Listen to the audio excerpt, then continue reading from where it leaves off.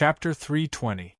Moon activated the black box, and with the help of the peripherals, a vortex began to form in front of the bastion. The edges of the vortex were dotted with nebulae, but the center of the vortex was pitch black. As the vortex grew larger and larger, the bastion looked like an ant in the face of it. The area they'd chosen was remote, with no habitable planets nearby. They didn't have to worry about being discovered. This vortex was much larger than the wormhole Genya had encountered all those years ago. Perhaps it was because this was the real thing and the wormhole was just a trigger. As the vortex formed, Scylla and the others took their seats. They activated their shields and safety equipment, just in case something happened to them before or after passing through the wormhole. Scylla had fainted for a long time when he was forcibly transported here. Even Huimao couldn't avoid it. "All right, let's go," Moon ordered, steering the bastion forward. This bastion had been built on Shikai's electronic planet, and Chip was in charge of it. Every part and interface was intricate and precise. Normal humans would need at least 10 people to safely operate this thing, but for Moon, Chip alone was enough. In other words, the entire bastion was under Moon's control. This was the decision Shikai made after his conversation with Chip. Chip told Shikai before he left, "No matter what, we 5 original robots will never betray the Shi family." That was the reason Shikai was willing to hand over control of the bastion to Moon. Perhaps Shikai didn't trust Moon, but he trusted Chip. Right now, there were only a handful of people inside the space fortress. Scylla, Whis, the Sure siblings, Shusag and his son, Shikai, and so on. The rest of the researchers had been evacuated a long time ago, and only the robots remained. These robots wouldn't move until Shikai gave them the order. The bastion headed toward the center of the vortex. As it got closer and closer to the wormhole, Shusag and the others couldn't stop their hearts from racing. When Scylla went to find Shusag, the guy was still asleep. When Scylla told him about his plan, Shusag's first reaction was that he was still dreaming. After all, someone suddenly said, "Let's go. I'll take you to another galaxy to live the life you want." For someone who'd been through so much and dreamed of breaking free from the shackles of nobility, Scylla's words were like seeing holy light. After slapping himself a few times, Shusag circled around the house and confirmed with Scylla. Then, he summoned Tesoro, who was still in class at school, back to his room. Shusag was very interested in the world of hunters Scylla spoke of, and Scylla needed a few helpers. Shusag and his son were without a doubt the perfect candidate. When Shusag notified Tesoro, his teachers and classmates weren't surprised by his abrupt departure from class. But they didn't know that Tesoro was really going to leave this time. Sure Tang and Sha Ro were looking forward to a new life. Although they didn't know what the situation was like on the other side, they were certain that it was better than the one they'd been in. On the other side of GL, Sigma was staying on the rank D planet where Scylla had disappeared. It was the only one left on the planet, along with the instruments and equipment on the planet. Back in the underground base, he had Lovag's guardian beasts to keep him company. Now, even the Lovag beasts were gone. Ever since Scylla and Huimao left, he was the only one left on the planet. Sigma tried to repair the equipment, but found that it couldn't be fixed in a short amount of time. All the settings were messed up, so he had to repair them to kill time. His heart of glass had shattered a long time ago. At the time, the underground tunnel was almost completely drained of energy, and the connection nodes were in serious disarray. The machine language, radiation caused by Huimao before he was sucked into the tunnel, had nearly paralyzed all the electronic equipment inside the tunnel. Come to think of it, Huimao was the main culprit. Of course, no one else knew about it. Today, Sigma was quietly repairing its equipment and playing some cheerful music. Otherwise, it would have felt lonely since it was the only person on the planet. Suddenly, Sigma sensed a familiar signal. The music stopped abruptly, and Sigma confirmed the signal's authenticity. Then, it screamed and ran out of the underground tunnel, arms waving. When Sigma saw the space-time vortex forming in the sky, the familiar signal grew even stronger. It knew who the signal belonged to. It would never forget it even after 1,000 years. You.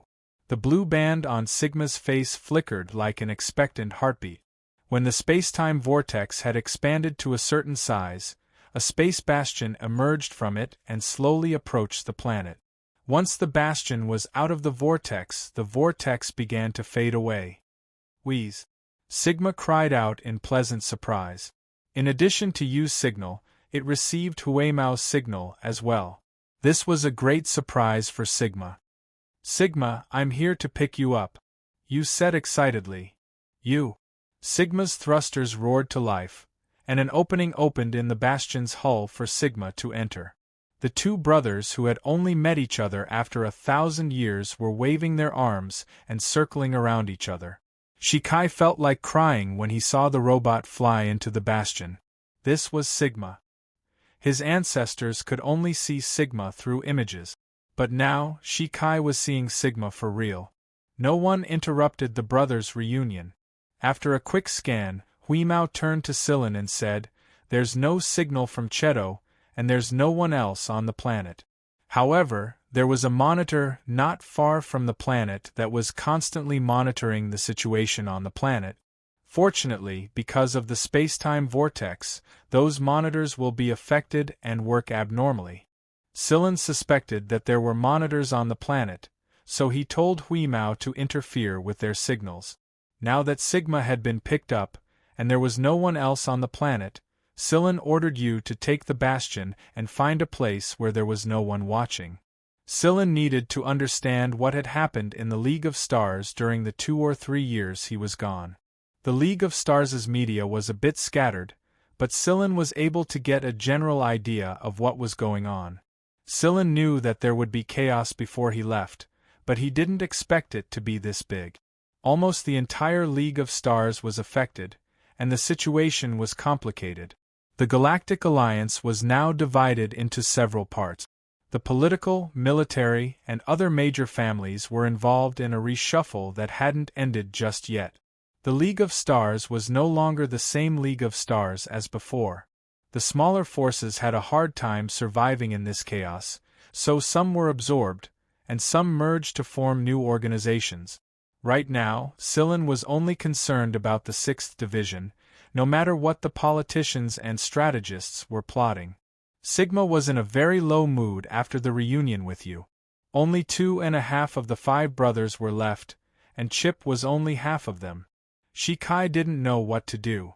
Although he wasn't the one who did all those stupid things, he was still the head of the Shi family. He had to shoulder all the responsibility. To Shikai's relief, Sigma wasn't as scheming as Moon. Just like he knew, Sigma wasn't as scheming as Moon. Since Shikai was his master's descendant, Sigma would treat him well. "Where's Cheto, Sigma?" Silin asked. Shikai and the others were carrying the translation device Silin made, so they could understand the language Silin was using right now. Sigma's mood dropped even further when the topic was brought up. "Cheto has left the 6th Division. He left Vanguard after the 6th Squad changed hands." The 6th Division changed hands. Silin hadn't expected this to happen. Yes.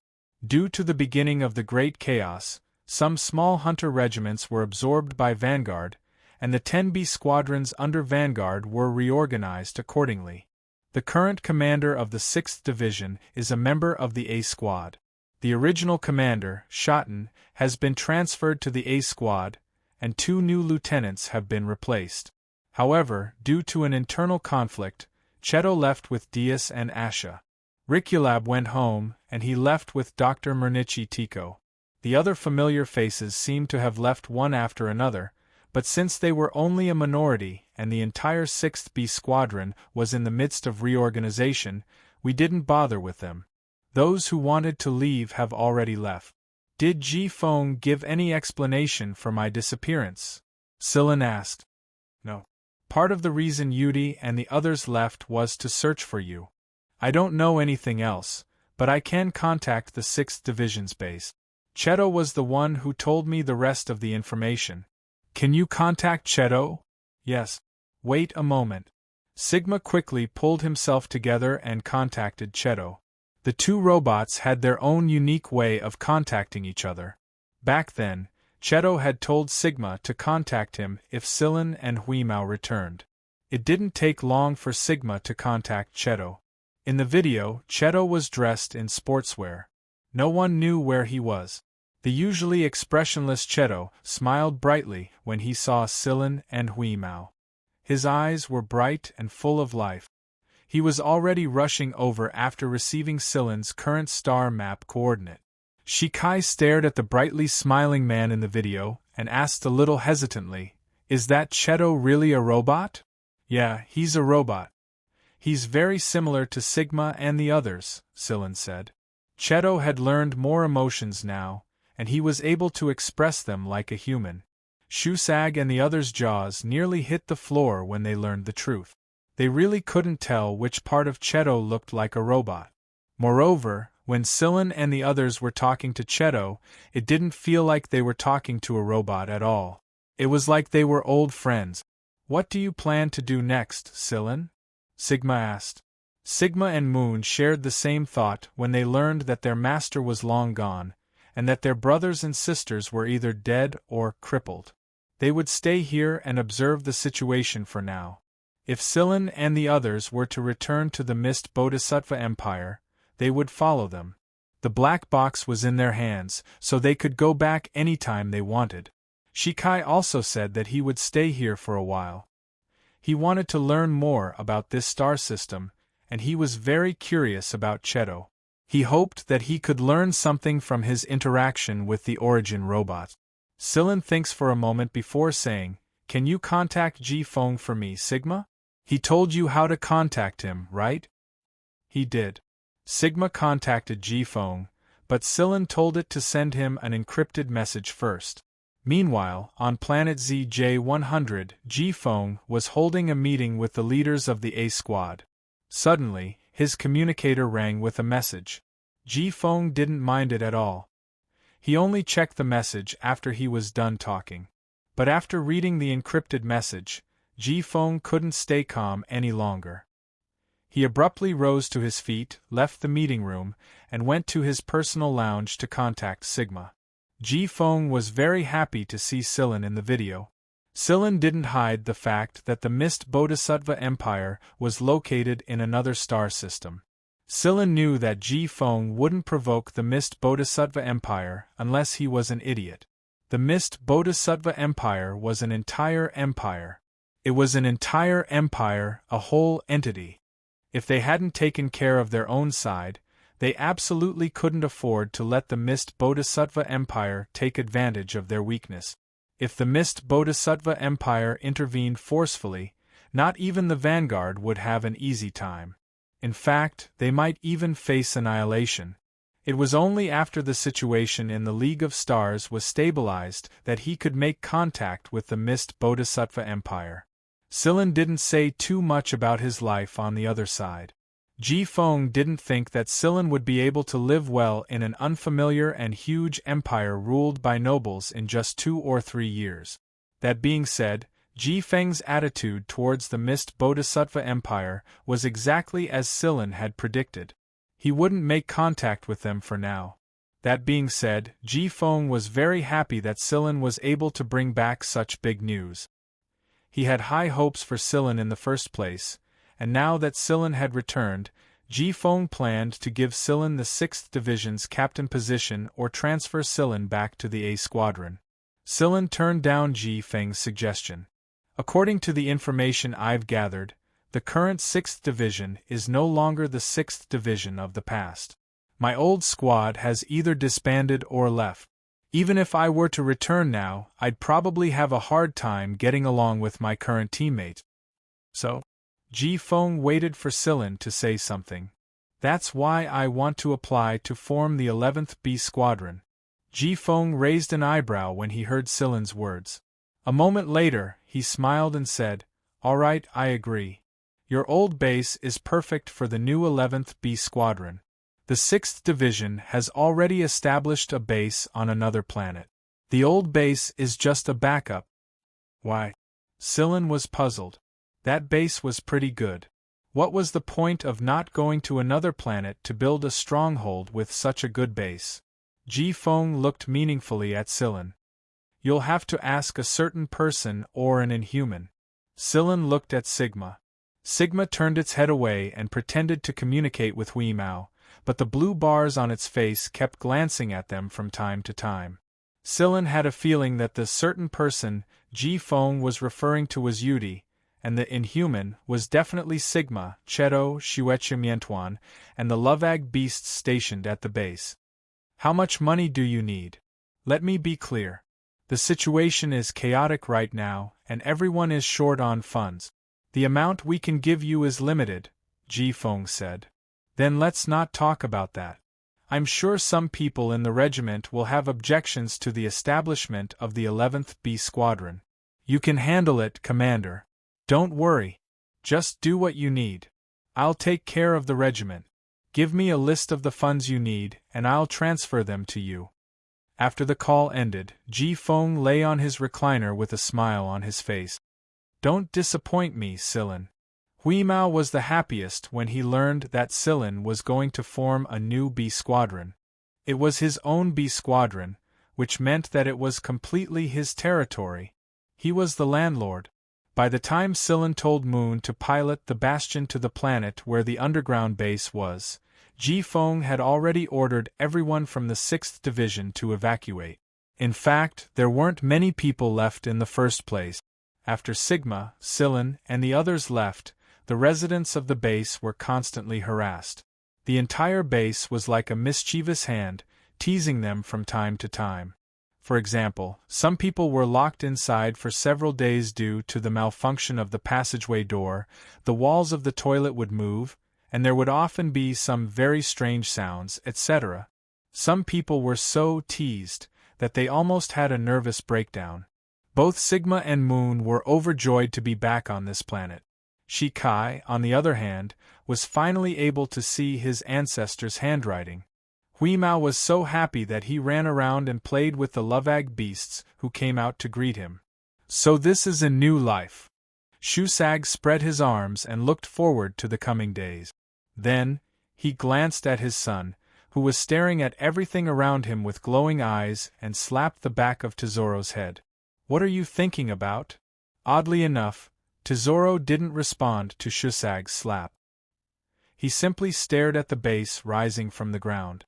After a long time, Tesoro finally spoke up. I can fly a fighter too, can't I? Shusag chuckled and slapped the back of Tesoro's head again. You're still too young. You're not even as good as Sharo. Tesoro was about to retort when Sillin turned to them and said, Go pick a room. This little guy will take you there. Yeah. A little Loag beast hopping around Sillin waved its pincer legs and called out to Shusag and the others to catch up to it. While Sillin, Moon, Sigma, and Shi Kai were setting up the base, a space plane flew toward them. Chapter 321. It's Cheto. Hui Mao, who was rolling around in the middle of a herd of Lovag beasts, ran toward him. The incoming spaceplane wasn't small, but Cheto was the only one inside. The cabin door opened and Cheto walked out in his sportswear. He looked like a free traveler returning to his hometown. Cheto smiled when he saw Hui Mao, who was a lot fatter than he remembered. Long time no see, Cheto. Hui Mao jumped onto Cheto's shoulder and patted him with his paw. Not bad. Did you level up? I modified it by absorbing a couple of rare metals. Cheto scratched Hui Mao's chin. Hui Mao tilted his chin and allowed Cheto to scratch it. Then, he pointed at the space plane behind Cheto and asked, Where did you get this? I robbed it, Sillin answered calmly. Cheto was driving a small space plane when he left the 6th Division, but he ran into some well-equipped robbers along the way. That was why he robbed them without hesitation. Oh right, this is for you. Cheto took off the ring on his finger. It was the ring Hui Mao and Sillin had given him before they left. It was the one he got from Osculos. No need. Sillin said he'd keep this for you. Meow meow. At first, Hui Mao was going to give the subspace ring to Cheto. He often traveled with Sillin, so he could just use Silen's ring. However, Huemao's tongue twitched when he saw it. The ring was filled with precious metals, energy blocks, and fish biscuits of Huemao's favorite flavors. It was obvious that Cheto had collected the rare metals and minerals over the past 2 or 3 years. The fish biscuits were bought while he was wandering around. "You really are my blood brother, Cheto." Huimao laughed foolishly while holding the ring. "Cheto? Blood brother?" Silin and Sigma, who were setting up the base, walked out of the building. When they saw Huimao squatting on Cheto's shoulder and laughing like a fool, Silin turned to Cheto and said, "Welcome back." Sigma also rushed over and gave Cheto a hug. For the past 2 days, Sigma's mood had skyrocketed, and the waves on its face hadn't stopped for a single moment. It even hummed a little tune from time to time. Not far away, Shikai's eyes lit up when he saw Silin high-fiving Cheto in a very natural manner. This robot was a bona fide original robot. It was a robot that was very close to a human. However, Shikai had no idea how far this robot's mind could stretch. He would slowly figure it out as he spent more time with it. Staying here was indeed the right choice. There were some rare metals on Cheto's spaceplane. Silin needed to build a starship, and there were a lot of materials in the base. But no one would complain about having too many rare minerals. Before this, Silin hadn't made a move because the higher-ups of Vanguard hadn't officially agreed to form a new B squadron. It was only yesterday that Silin finally received Ji Feng's official notice and was ready to officially summon the people who had left. Cheto had returned just in time, and he knew how to contact Yudi and the others. It saved Silin a lot of trouble. Beaver and Yudi had been guests of the 3rd B Squadron all this time. In fact, they had been guests of the 3rd B Squadron for almost 2 years now. Ever since the 6th Fleet's major reorganization and the departure of many familiar teammates, they had been guests of the 3rd B Squadron. However, they were quite popular in the 3rd B Squadron because they were both technical talent. Falvey, the commander of the 3rd B Squadron, had expressed the intention of recruiting them into the squadron, but the duo had never expressed anything about it. After receiving Silin's message, the two of them immediately packed up and left. Their departure was swift and decisive. Falvey laughed in exasperation when he saw the situation. The 3rd B Squadron was one of the strongest B squadrons in Vanguard, and the conditions they had offered the duo were good enough. Who would have thought that they couldn't even compare to Silin's words? After Silin contacted the people, Yudi and Beaver were the first to arrive, followed by Carrie, Ba Dao, and Xiao Shang. Meichi Tico had returned alone. Lycrabe, no, the 4th young master of the Shi family, Shi Huajing, hadn't returned with them. Lycrabe has some family matters to attend to, so he can't join the construction of this fleet, Tico said with a smile. While speaking, she took out the little rabbit from her pocket and allowed it to play with Huimao and the others. The little rabbit hadn't changed at all after almost 3 years.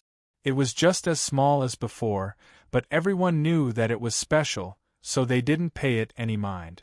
I learned from Cheto that he's the 4th young master of the Shi family right now. It's a rare opportunity to take back his power during this time of chaos. Later on, Silin secretly communicated with Shi Huajing and established a partnership. After all, no one could stand alone in this situation. Isolation would only make one's situation worse. Adding a partner was like adding a helping hand, a bargaining chip to gain a firm foothold. The last to arrive were Diaz and the others. After the 6th Division was reorganized, Diaz, Asha, his newborn son, Tang Qiuqiu, Qifeng, and Xueqiu left the 6th Division together. After all, the people Tang Qiuqiu trusted the most in the 6th Division were Diaz and Silin. Since Silin wasn't here, Diaz was naturally the one who followed him. After their spaceplane landed, the first person to rush out was a ball-like fatty with a fair complexion. These gluttons have all grown fat. This was Silin's first thought after he returned. Xueqiu had grown a lot. In the past, he could be carried on Tang Qiuqiu's back, but now he was almost as tall as Silin when he stood up. After he rushed out of the hatch, he rolled into a ball and rolled back to where Silin and the others were. It didn't take long for him to join Hui Mao and the Miantuan. Right now, Tang Qiuqiu was already a young girl. Of course, if you ignored the big sniper rifle she was carrying on her back, she would make people feel closer to her. As for Qifeng, he was trying his best to keep a straight face, but the tail wagging behind him made it clear that he was actually very excited inside. "Old man, they..." Tesoro pointed at Qifeng, who was wagging his tail. Tesoro had been surprised when he first saw Ba Dao. Then, one by one, they appeared out of nowhere. Now, this kid who was wagging his tail so blatantly, Tesoro still wasn't used to it. After all, in the past, everyone was busy hiding their differences, afraid that they would be treated as an anomaly. But after he came with Silin, he realized that there was no need to hide anything. It didn't matter what you looked like, as long as you had the ability. This was a place where strength spoke. "Call me father." Shusag slapped Tesoro on the head. Shusag had trimmed his beard and hair, and he wasn't dressed as sloppily as before. Shusag didn't look much older than Dias now. Right now, they still had to rely on the translator to communicate with these people. That being said, they were confident that they would be able to truly integrate into this group. The more people there were, the livelier it was. For example, when they heard Carrie's familiar roar early in the morning, the gluttons who had pried open Carrie's storage cabinets and disappeared without a trace. Now that the planet was their territory, they could run anywhere they wanted, and Carrie wouldn't be able to catch them. Tang Qiuqiu was getting along well with Xiaorou, and Ba Dao and the others were sparring with Shusag from time to time. Silin knew that Shusag was a powerful fighter, which was why Ba Dao and the others couldn't win against him in the first place. While Shi Kai was busy building robots, he couldn't summon Moon to his office. Moon, on the other hand, kept Sigma away from Shi Kai's research area for fear that Shi Kai would dissect Sigma. In the end, Shi Kai had no choice but to ask Cheto for help. Cheto didn't turn him down. Helping Shi Kai build robots was the same as helping Silin grow his B squadron. Since he was a robot himself, Cheto shared some of his thoughts with Shi Kai every now and then. Shi Kai learned a lot from his conversations, and although his new robots didn't have much of an independent mind, some of the details had been greatly improved, and their stealth and combat power had been increased. Everything in the base was progressing in an orderly fashion. When the new team emblem was unveiled, the base held a celebration to celebrate the official birth of the 11th B Squadron and the reunion of everyone. There was still a long road ahead of them, and it would be difficult and full of setbacks. But so what?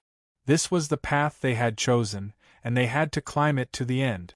The B Squadron's main starship was built under the guidance of Silin, Moon, Sigma, and Shi Kai. The first batch of engineering robots from Shi Kai's robot factory were sent to work as labor. As long as they had enough energy, these robots could work day and night with astonishing efficiency. On the day the starship was finally completed, the new Freedom starship was as sharp as a blade, and it made everyone's blood boil. Hui Mao had left a paw print on the part of the ship where the Vanguard insignia and the B Squadron's serial number were displayed. Next to the cat's paw were Miantuan and Xueqiu's footprints. Although these footprints were insignificant compared to the entire starship, the trio was very satisfied. Hunters belonged to the universe, and when the Freedom starship was completed, the long-awaited first voyage was about to begin. Silin wanted to search for the logbook Genya mentioned, but now wasn't the time. The situation at Sector S was unclear, and he needed more time to investigate. Since Silin's return, there were a lot of people he couldn't contact like Mo Heng, Lung, Knight, and Ci Jincheng. There wasn't much information about them either.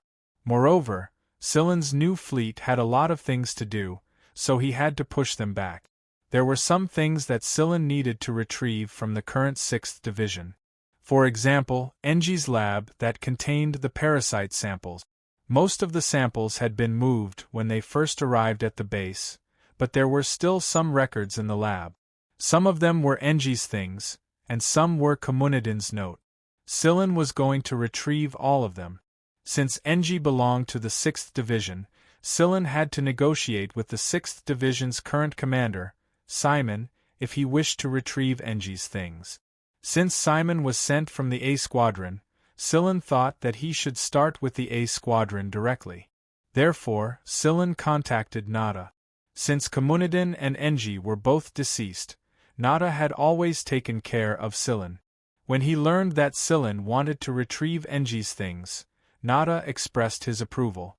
In Nada's mind, the only person who could perfect Komunidin's parasitic code was Silen.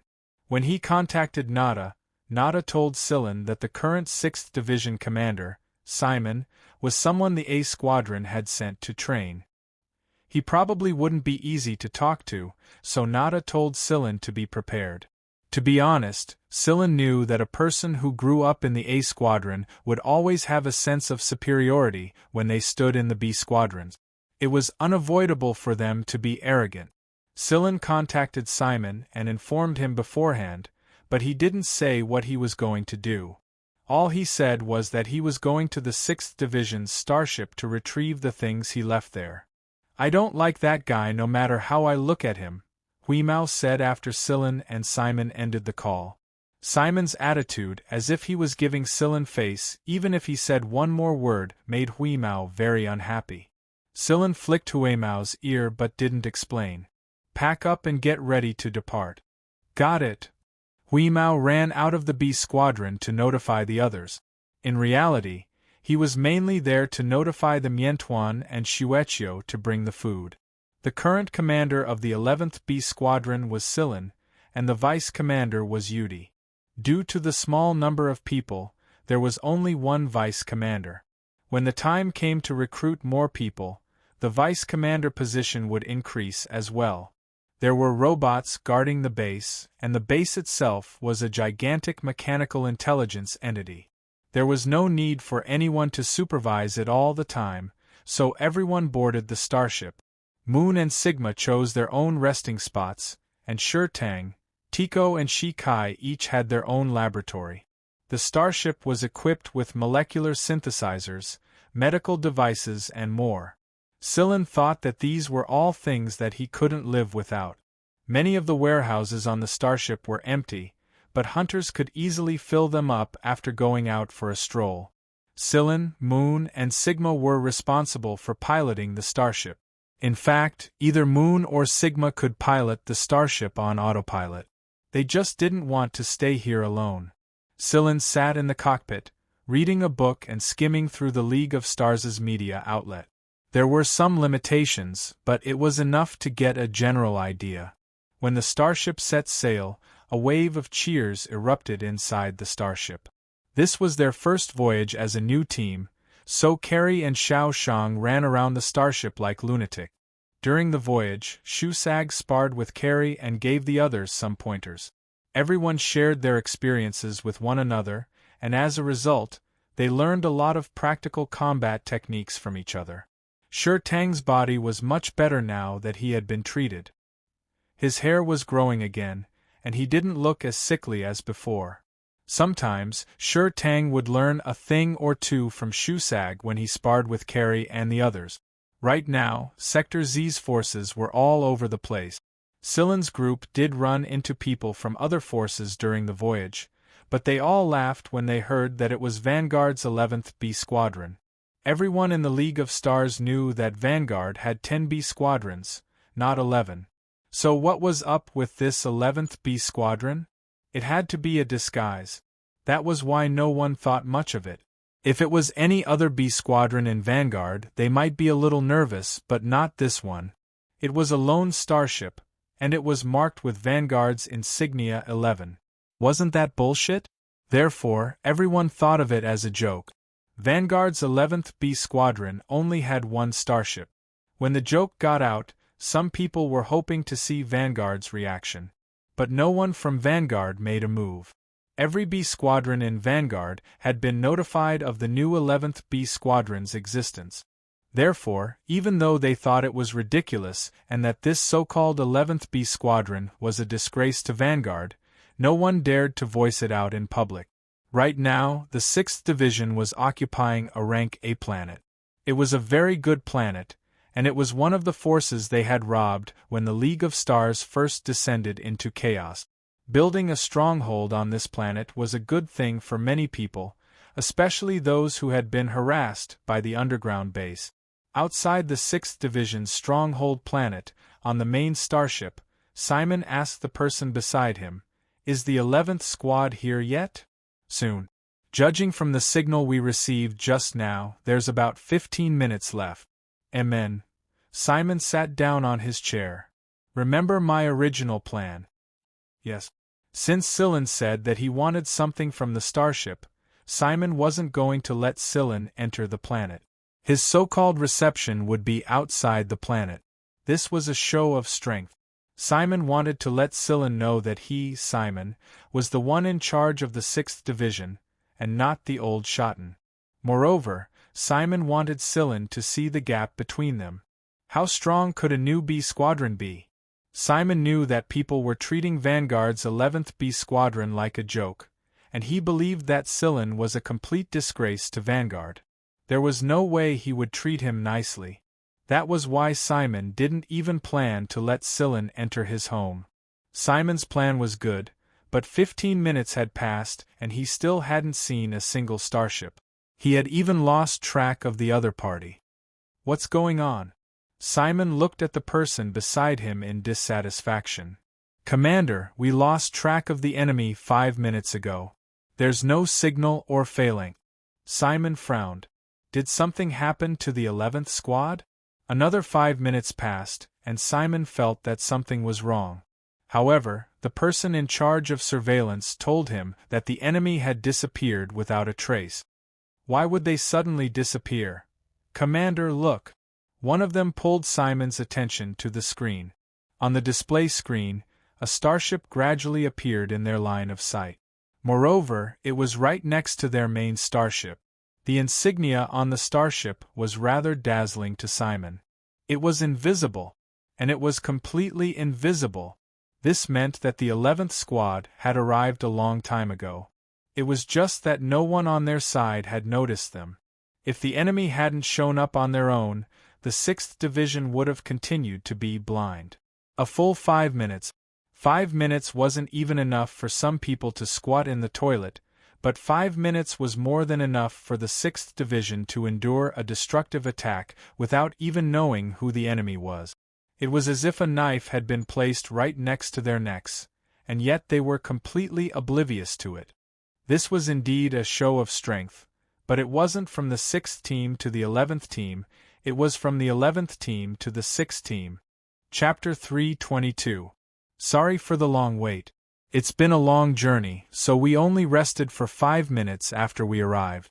I'm sure Captain Simon will understand, right? Silen's voice entered his ears. Right my ass.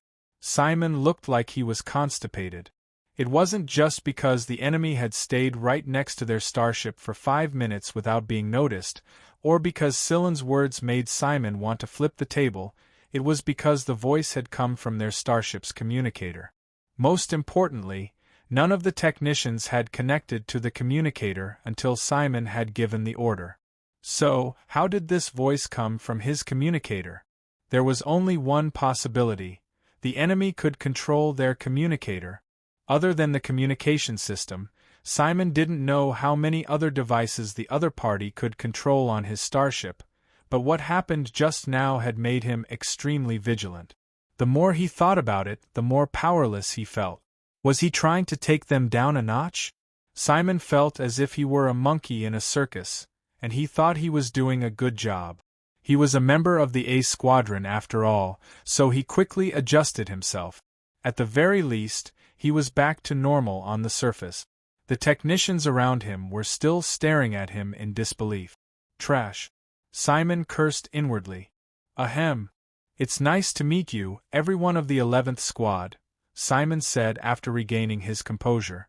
Simon's words snapped everyone out of their daze, and they scrambled to connect the two starships. Simon had regained his composure, but when he saw the leader of the squad walking toward him, he lost his composure again. When Silen contacted Simon at the base, he was still a brawny, honest-looking young man with brown hair. Now, however, he was using his original appearance. Allow me to formally introduce myself. I am the current commander of the 11th B Squadron, Silen. This is my original appearance, Silen said to Simon, who looked like he was about to collapse. When Silen contacted Dias and the others, he used the appearance he had when he was in the League of Stars. But after they arrived and set sail, he reverted to the appearance everyone in the Mist Bodhisattva Empire was familiar with. This was his true appearance, and it was the only way his body could be in peak condition. The full activation of the AI chip could allow Silen to exist in various forms, turning him into a different person. However, Silen still preferred his original appearance, which was the most natural. His body's energy consumption was the lowest, and his condition was maintained at its peak. I've been looking forward to meeting you for a long time. Simon clenched his teeth. Of all the things he could do, he chose to transform. Was this another show of strength? He had black hair, black eyes, and a tanned complexion. He was a healthy and sunny person, just like a young man who had just stepped out of his house and stepped into the outside world. But when he thought about Silen, he couldn't help but feel a chill in his heart. He was obviously a kid who was much younger than him, but she couldn't see through him. She couldn't see through him, and she couldn't tell what he was thinking from the expression on his face. The original members of the 6th Division were looking at him strangely. They were wondering why Silen hadn't shown up yet, but now he was wearing a completely different face. Then, he looked at the people behind Silen. Asha was the only one who had stayed behind to take care of the children, and everyone else had come out with him. Simon scanned the group and noticed that half of them were people he knew, but the ones he didn't look like they were ordinary people. In the end, Simon's gaze landed on Shusag. The middle-aged man was flirting with a female technician next to him like a ruffian. He looked old and frivolous, but Simon's instincts told him that he was probably the strongest among the group of people he didn't know. In fact, he might even be on par with some of the seniors in the A-team. How could someone like him be willing to serve a young man like Silen as a foot soldier? Due to the consecutive setbacks, Simon didn't reveal his original plan. What he wanted most right now was for Silen's group to leave his territory as soon as possible. Otherwise, he wouldn't be able to rest easy. Especially the way that frivolous middle-aged man looked at his starship like a bandit looking at a fat sheep. Don't embarrass yourself, old man. Tesoro elbowed his father, who was flirting with a few female technicians, and said in a low voice. Shusag curled his lip and sighed. I'm thirsty. Little brats won't understand. Carrie and the others heard Shusag's words and shot him a "we understand" look. Then, they huddled together and started chattering away, even laughing at the same time. Tang Kukikiu chewed on the candy in her mouth. She wanted nothing more than to stab these old perverts with her gun. She was no longer the ignorant kid she used to be.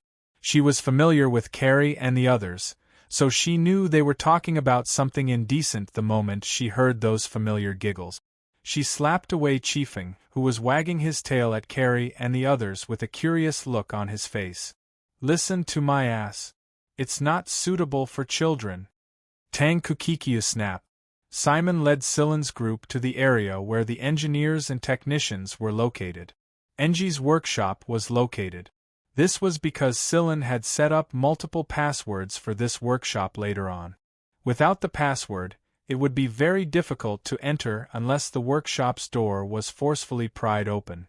Ever since Simon took over the 6th Division, he hadn't paid attention to the engineers and technicians at all. All he did was issue an order and check the result. He didn't care about anything else. Moreover, most of the engineers and technicians who stayed behind were old people, and they all had a kind of reverence towards Engi and Silen. That was why no one forcefully pried open this workshop. Standing in front of the workshop, Silen flashed a friendly smile at the familiar faces around him and keyed in the password. The workshop that had been closed for almost 3 years was finally open. Cheto, Moon, and Sigma helped Silen copy the data and load the specimens Silen deemed important into the transport crate. Carrie and the others stayed outside the workshop. It would be troublesome if there were too many people in the workshop. Carrie and the others reminisced about the past and told Shusag and the others about their time in the 6th Division from time to time. The starship they were so familiar with no longer belonged to them.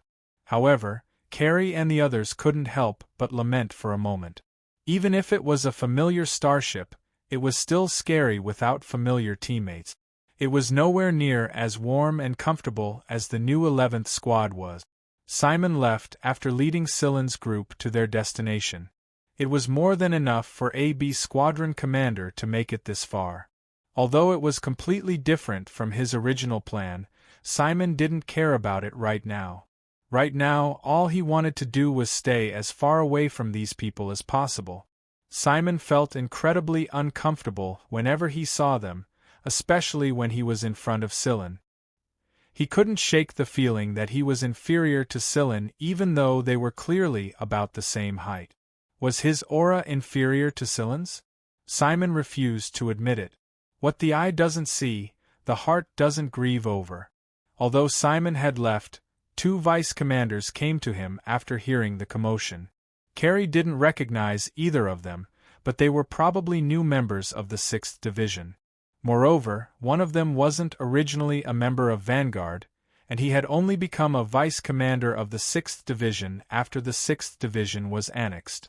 The most eye-catching thing was that this vice commander was a beautiful woman with a hot body. Seeing the man and woman walking over, Carrie and the others only stared at the beauty and whistled, their eyes filled with ridicule. Tang Qiuqiu touched the shaft of her spear. She really wanted to just stab these embarrassing bastards and be done with it. Yo, so you're from the new 11th B Squadron, aren't you? Are all of your team members here? The man said with obvious sarcasm. He emphasized the word everyone when he said that. He was implying that this was all the new squad had? What a joke. Carrie and the others continued to stare at the beautiful woman as if they didn't hear what the man said. Tang Qiuqiu and Sha Ro were chatting quietly, and Qifeng was poking his head around to look at Silen's workshop. No one paid any attention to the man's sarcasm at all. It was like punching cotton. The man didn't respond. The man was about to say something else when the beautiful woman Carrie and the others were paying attention to walked up to him with a smile on her face. Shusag's eyes were glued to the long, white legs that were swaying in his direction. The beautiful vice commander looked at Carrie and the others. We could have been teammates, but you all left when I took over. Oh, so you're the one who took over the squad. Yudi, who was leaning against the wall of the tunnel, looked over. He flicked away the tail of the restless chameleon above his head that was interfering with his vision. The beautiful woman smiled. What I don't understand is why you're willing to follow Silen from the very beginning instead of staying in the 6th Division or any other squad.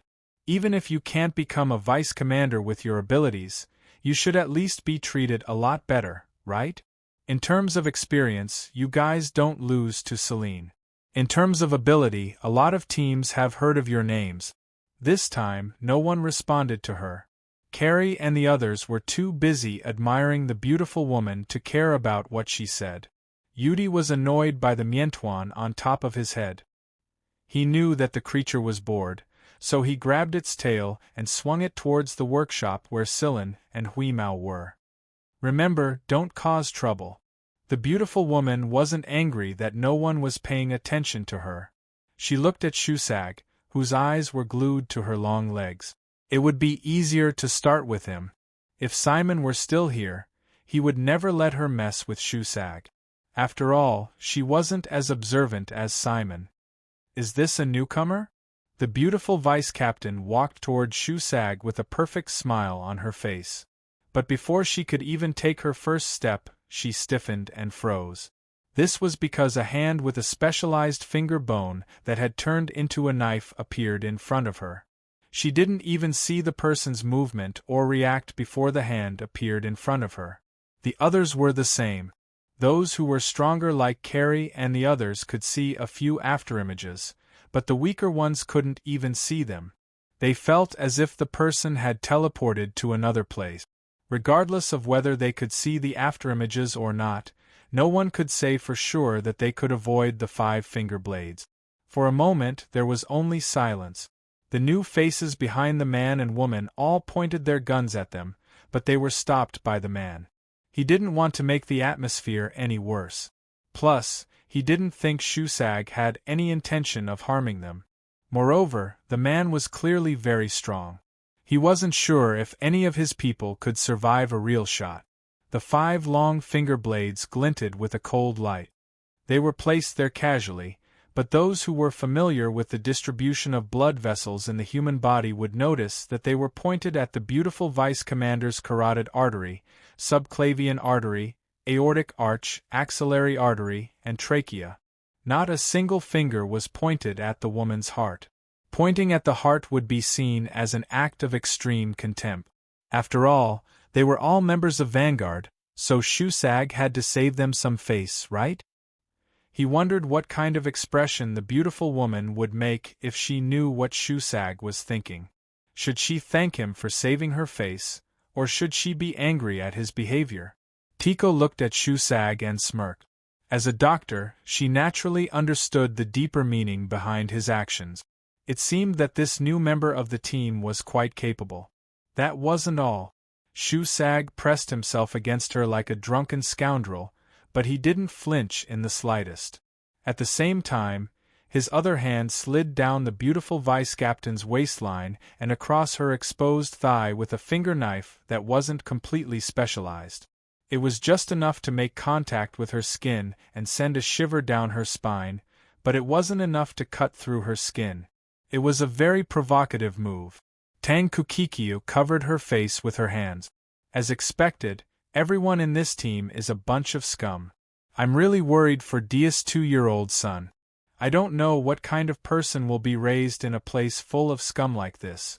I hope Dias won't vomit blood when his son grows up crooked.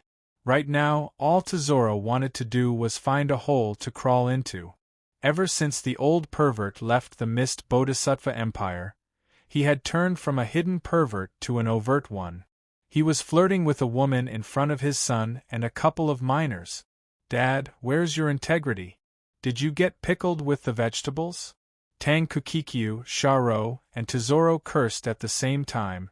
Old vagabond. Carrie's mouth was wide open. As expected of this uncle. Look at how he's flirting. TSK, this is so fucking exciting. The woman who was staring at Shusag turned pale. It wasn't because she was angry at Shusag's behavior, but because his eyes gave her goosebumps and chills. She couldn't describe the feeling, but it could be summed up in one word: contradiction. She was smiling frivolously and making frivolous remarks, but everything turned blurry under the gaze of those eyes. It was hard to tell what was real and what was fake, but it was also very oppressive. She wanted to say something, but she realized that even a single word was difficult to say. The 2 finger blades pressed against her neck were giving off a bloody chill. This man is too scary. Flirting? Games? No, none of those. Only the person involved knew that under the exaggeration, there was a chill that made people tremble. Shusag moved closer to the woman's ear and whispered, "That's a cheap trick. Use a better one next time. You need to be tactful with your words, or you'll be the one to suffer." After that, Shusag put away his finger blades and returned to his original spot. He rubbed his hair and pulled out a cigarette, but Tesoro snatched it away. "No smoking here." "Fine, I'll smoke when I get back." Shusag saved the cigarette from Tesoro's hand and put it back in his pocket like a treasure. Yudi gave Shusag a thumbs up. "Not bad." Shusag cocked his head to the side and gave him a half-hearted smile. "Sigh, life has worn me down." As they were talking, Sillin had finished packing up and noticed the strange atmosphere outside the workshop. Without saying anything, he waved at Carrie and the others. "Come on, let's head back." Shusag turned around and blew kisses at the young women around him. Tesoro kicked him before he finally followed. After Silen and the others were finally gone, Simon asked the man and woman, "What do you think?" Neither of them said a word. They really didn't know what to say. They hadn't even tested the other party's true strength yet, let alone Silen. With Shusag as an example, they didn't dare provoke him any further. Simon didn't get angry even though he didn't get an answer. He lay on his chair and stared at the ship flying further and further away on the screen.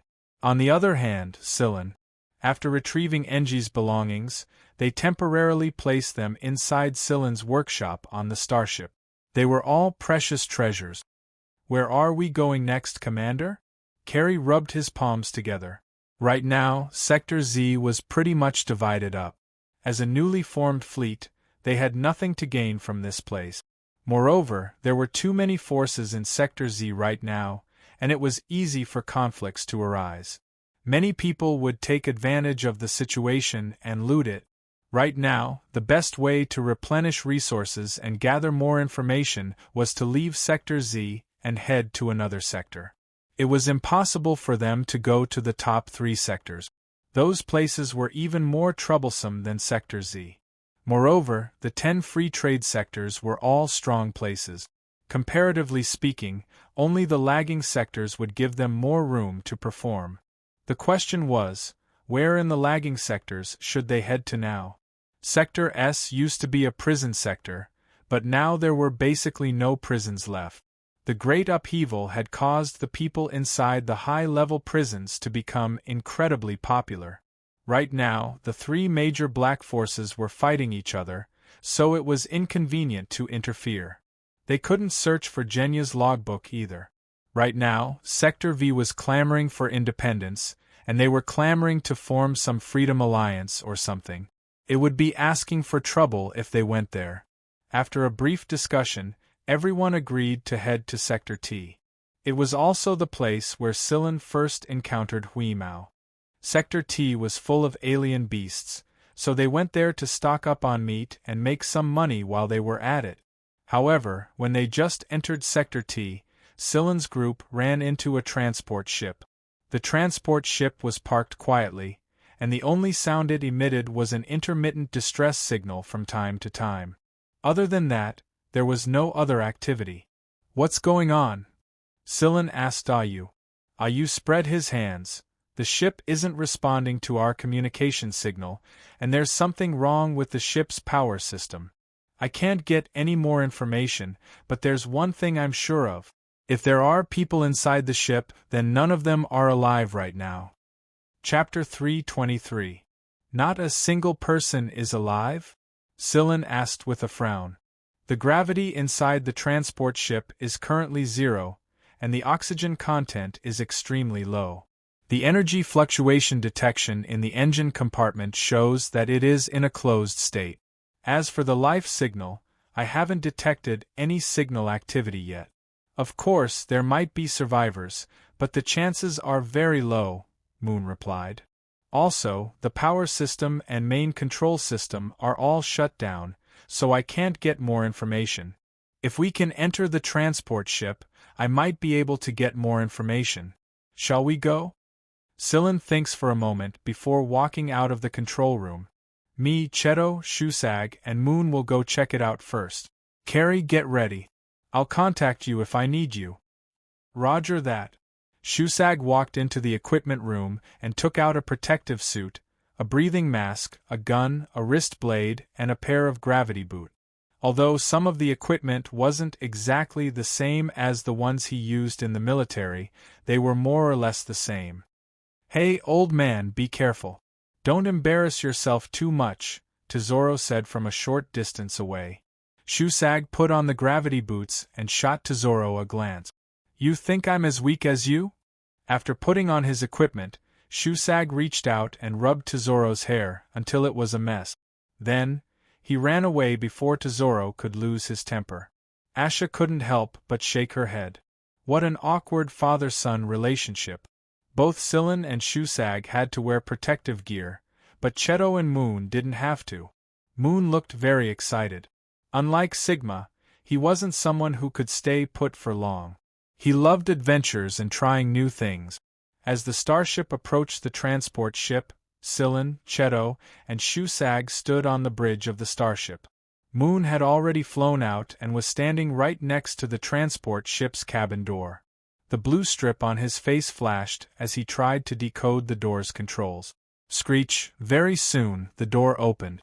Just as Moon had said, the power system inside the transport ship had either malfunctioned or been shut down.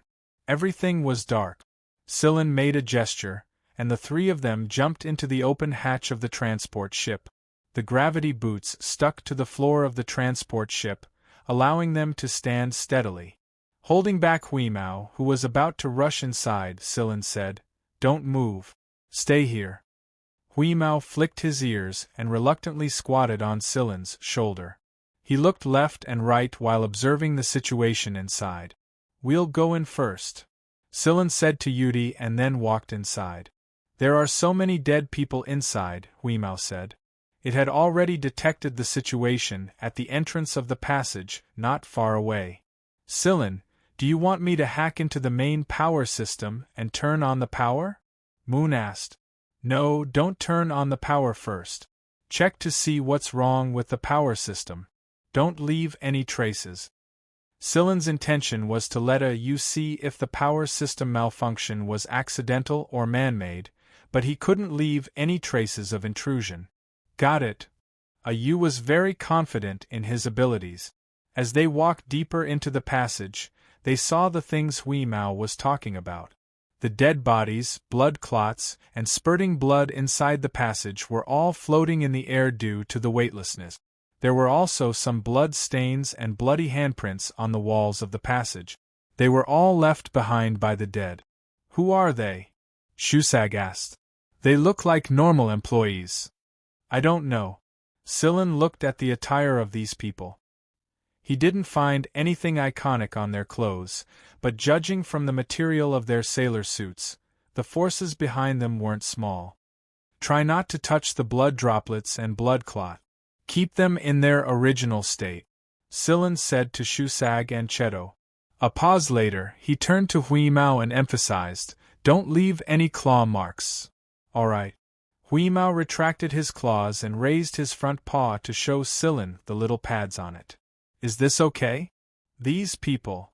Shusag glanced at the floating body next to him and pointed at a knife wound. "It's a very professional knife wound." It was easy to tell how skilled a person was with a knife just by looking at the cut. Judging from the dead body in front of him, Shusag could tell that the person who killed them was a professional. There was no hesitation in their movements. After walking deeper into the passage, Yu opened a door and entered the control room of the main cabin. There were even more dead bodies floating here, and some of them looked like they were in shock and disbelief. Perhaps they hadn't reacted in time to the slaughter at all. Most of them weren't holding any weapons, and judging from the genetic analysis, they were all ordinary people. "What do you see?" Scylla asked Shusag. "It was a one-sided massacre. I can see that the Slayers are a well-trained and well-equipped team. They didn't even leave any obvious traces behind. Plus," Shusag pointed at a person floating not far away. "That person should be someone powerful, right?" Scylla looked at the direction Shusag was pointing at and saw a person floating there.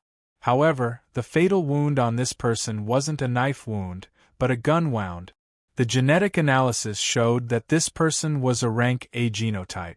The League of Stars used gene rank as the standard of measurement, so they couldn't let their guard down against a rank A genotype even if they hadn't gone through any professional training. That was why the killers didn't engage in melee combat. Instead, they used a sniper's bullet to end this person's life. The bullet's penetrative power was so strong that it almost blew the person's heart out of his chest. However, the bullet didn't have any other distinguishing features. They couldn't tell what kind of gun it was, so it was obviously disguised. They were all wearing the same flight suits, but the Slayers were able to tell which of them had A-rank genotype. This proved that the Slayers were very familiar with the distribution of the people on this transport ship. They knew which ones were stronger and which ones were weaker. Then, they came up with the most labor-saving and time-saving plan. Do you know how to write a report? Silen looked at Shusag. I'm good. I used to write a summary report after a mission in the army. Let's go back and sum it up. Sure. After walking around the ship, they saw that the storage of the transport ship had been emptied. Judging from the residue, the storage was filled with high-quality energy blocks, some rare metal ores, and some high-end equipment. Anyone would be pissed if they lost something this valuable. I wonder who the unlucky bastard is, Huimao said slowly. He was prepared to come here to get some benefits and save up some money, but he didn't get anything at all. How disappointing! The problem is, for something this valuable, they would definitely send strong guards to escort it, right? Where are they? Shusag looked around and didn't see any guards around. Most of the people hovering outside were normal employees. There were a few decent ones, but they were the minority and didn't seem to be part of the security force. There's one over there. Cheto pointed at a passage. He could tell that the person there was much stronger than the people in front of them. The passage Cheto pointed at was connected to the storage, and there was a spiral staircase at the turning point that led to the next floor. The turning point led to the control cabin and the storage, and the bathroom. Other than the guard in the passageway, there were 2 other guards floating at the turning point. Their bodies were also riddled with gunshot wounds, killed in one shot. Do you need reinforcements, Commander? Carrie asked through the communicator. Not yet. Silen was afraid that more people would leave more traces. He didn't want anyone to know that they were here. The guard's rest area should be up there. Cheto stopped Shusag just as he was about to walk up. It's poisonous. What? Shusag pulled his foot back. There's very little of it here, but the higher we go, the thicker it gets, Cheto said. It is. It's fatal to the human body once it reaches a certain concentration, Moon confirmed. Silen and Shusag checked their protective suits before unfolding their breathing masks to cover their entire head. There were no gaps between them at all. Let's go. The higher they went, the thicker the poisonous gas became. When they went up the stairs, they discovered that the door was closed. However, there was a small crack on the side through which the poisonous gas leaked out. Ready. Moon looked at Silen. After receiving a ready gesture from Silen, he opened the door. What he saw was nauseating. Due to the erosion of this atomized poisonous gas, those who inhaled it or came into contact with it through their skin would have their nerves rapidly necrotic. This necrotic phenomenon would gradually spread throughout the body, and the muscles and fat on the body would expand like bubbles, making the whole person look like a malignant tumor. This room was so full of tumors that it was impossible to tell a person apart. The small crack on the door was made by these people with guns before they died, but because of the effect of the poisonous gas, they could only make a small crack. They could not persevere at all. The 2 who died at the turning point must have escaped the poisonous gas by going to the bathroom. They didn't know that a sniper was waiting for them there. Most of these people are rank A genotypes, Silen said after a quick inspection. Coupled with the armor and clothes around them, he could confirm that these people were the guards of the transport ship. But why were all the guards gathered here? Can you find the leader of these people, Moon? Silen asked. I don't know, but I'll try to restore their communication records. There are a lot of tampered records in this transport ship. The killers had tampered with the surveillance records and some of the ship's communication record. This meant that some of their information might have been exposed. If they could restore this information, they could figure out more about the killers. The culprit was obviously an expert in this field. With the combined efforts of Moon and Huimao, they were able to restore most of the information, but some had been erased too thoroughly and couldn't be recovered. Still, with these restored records, they could learn more about the inside story. Judging from the communication records, these guards had been summoned. The person who could summon them must be the person in charge of the guards or the captain of the transport ship. The person who summoned them was notified through the communicator in the control room, Moon said. But when we came from the control room, there was no one there at all. Shusag remembered this very clearly. He was still puzzled at the time. Sillin thinks for a moment. Let's go back and take a look. Moon continued to restore other information with wheeze. Also, give me the list of the people on this transport ship. Can you get that? If not, I'll do it myself. Of course we can. Huimao and Moon answered in unison. After closing the door at the top of the stairs again, Sillin returned to the control room and found the control room. Logically speaking, the captain should be here, but he wasn't. He didn't see anyone who looked like the captain anywhere else. Sillin didn't look for any of the more secluded corners. Could the captain have hidden himself somewhere? No, he's here. Cheto drew a circle in the air with his finger. He should be here. However, he's been decomposed. The elemental ratio here is obviously different from the outside world. I compared the elemental types and amounts in a human body, and it's very close to the amount of 2 people. Shusag felt a chill run down his spine. What kind of person could be so ruthless? Not only was he slaughtered, he didn't even leave their corpses intact. 2 people? If one of them is the captain, then who is the other? Why would they go to such great lengths to make these 2 disappear? Sillin was puzzled. It just so happened that Moon and Huimao had recovered some of the deleted and altered member record. Here, this is the captain you've been talking about. A picture and some words appeared on Moon's projection. Sillin didn't recognize the person in the projection, and Cheto didn't have any information about him. Show me the others' profiles, Sillin said. Moon switched the projection, and the images swayed one after another. Wait! Sillin suddenly said, move 2 to the front.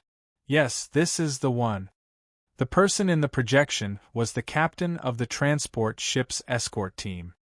He looked pretty ordinary, and he didn't stand out in a crowd. But Sillin remembered him. It had been a few years, but Sillin still remembered him. The first time Sillin met Aflon Duance and accepted his first mission as a hunter of Vanguard Division 6. He had fought 2 of Aflon's bodyguards. The person in the projection was the one Sillin had sent flying. In other words, this transport ship was actually the Duance family's cargo. However, the cargo was hidden very well, and it was obvious from the crew's attire that they didn't intend to expose themselves at all. If someone else had come here, they definitely wouldn't have known that this was the Aflon family's cargo. Robbing the Aflon family's cargo? Which side did they belong to? If one of the people who were dismembered was the captain, then the other person had to be this bodyguard. Do you know them? Shusag asked. Amen. It could be the Duance family. It's just a guess. A great family? Is there some kind of conspiracy going on here? There's no way he wouldn't have made preparations without my understanding of the Duance family's captain. However, a one-sided massacre like this, even though he was prepared, can only mean that there's a spy in their ranks again. Let's gather some more information and leave. Then why are we gathering this information so carefully? Shusag pointed at the floating people and beads of blood, and then at the projection Moon had projected. Since we're already here, we can't let this trip go to waste. We can't let ourselves be stained with blood, and we need to fish for more chip. If we have the chance, we can sell this chip. That's not easy. Shusag sighed. Can't help it. Those old farts are more cunning than the last. We have to be prepared if we want to fish for money from them. Otherwise, we might get bitten in the back if we try to be a good guy. But let's investigate here. How much can we get in return? I can't say for sure. That depends on how much information we gather. Got it. Shusag made a got it gesture with his hand and went to examine the wounds and other details of the victims. Different gene levels corresponded to different wounds and possible opponents, as well as an estimate of the killer's combat strength.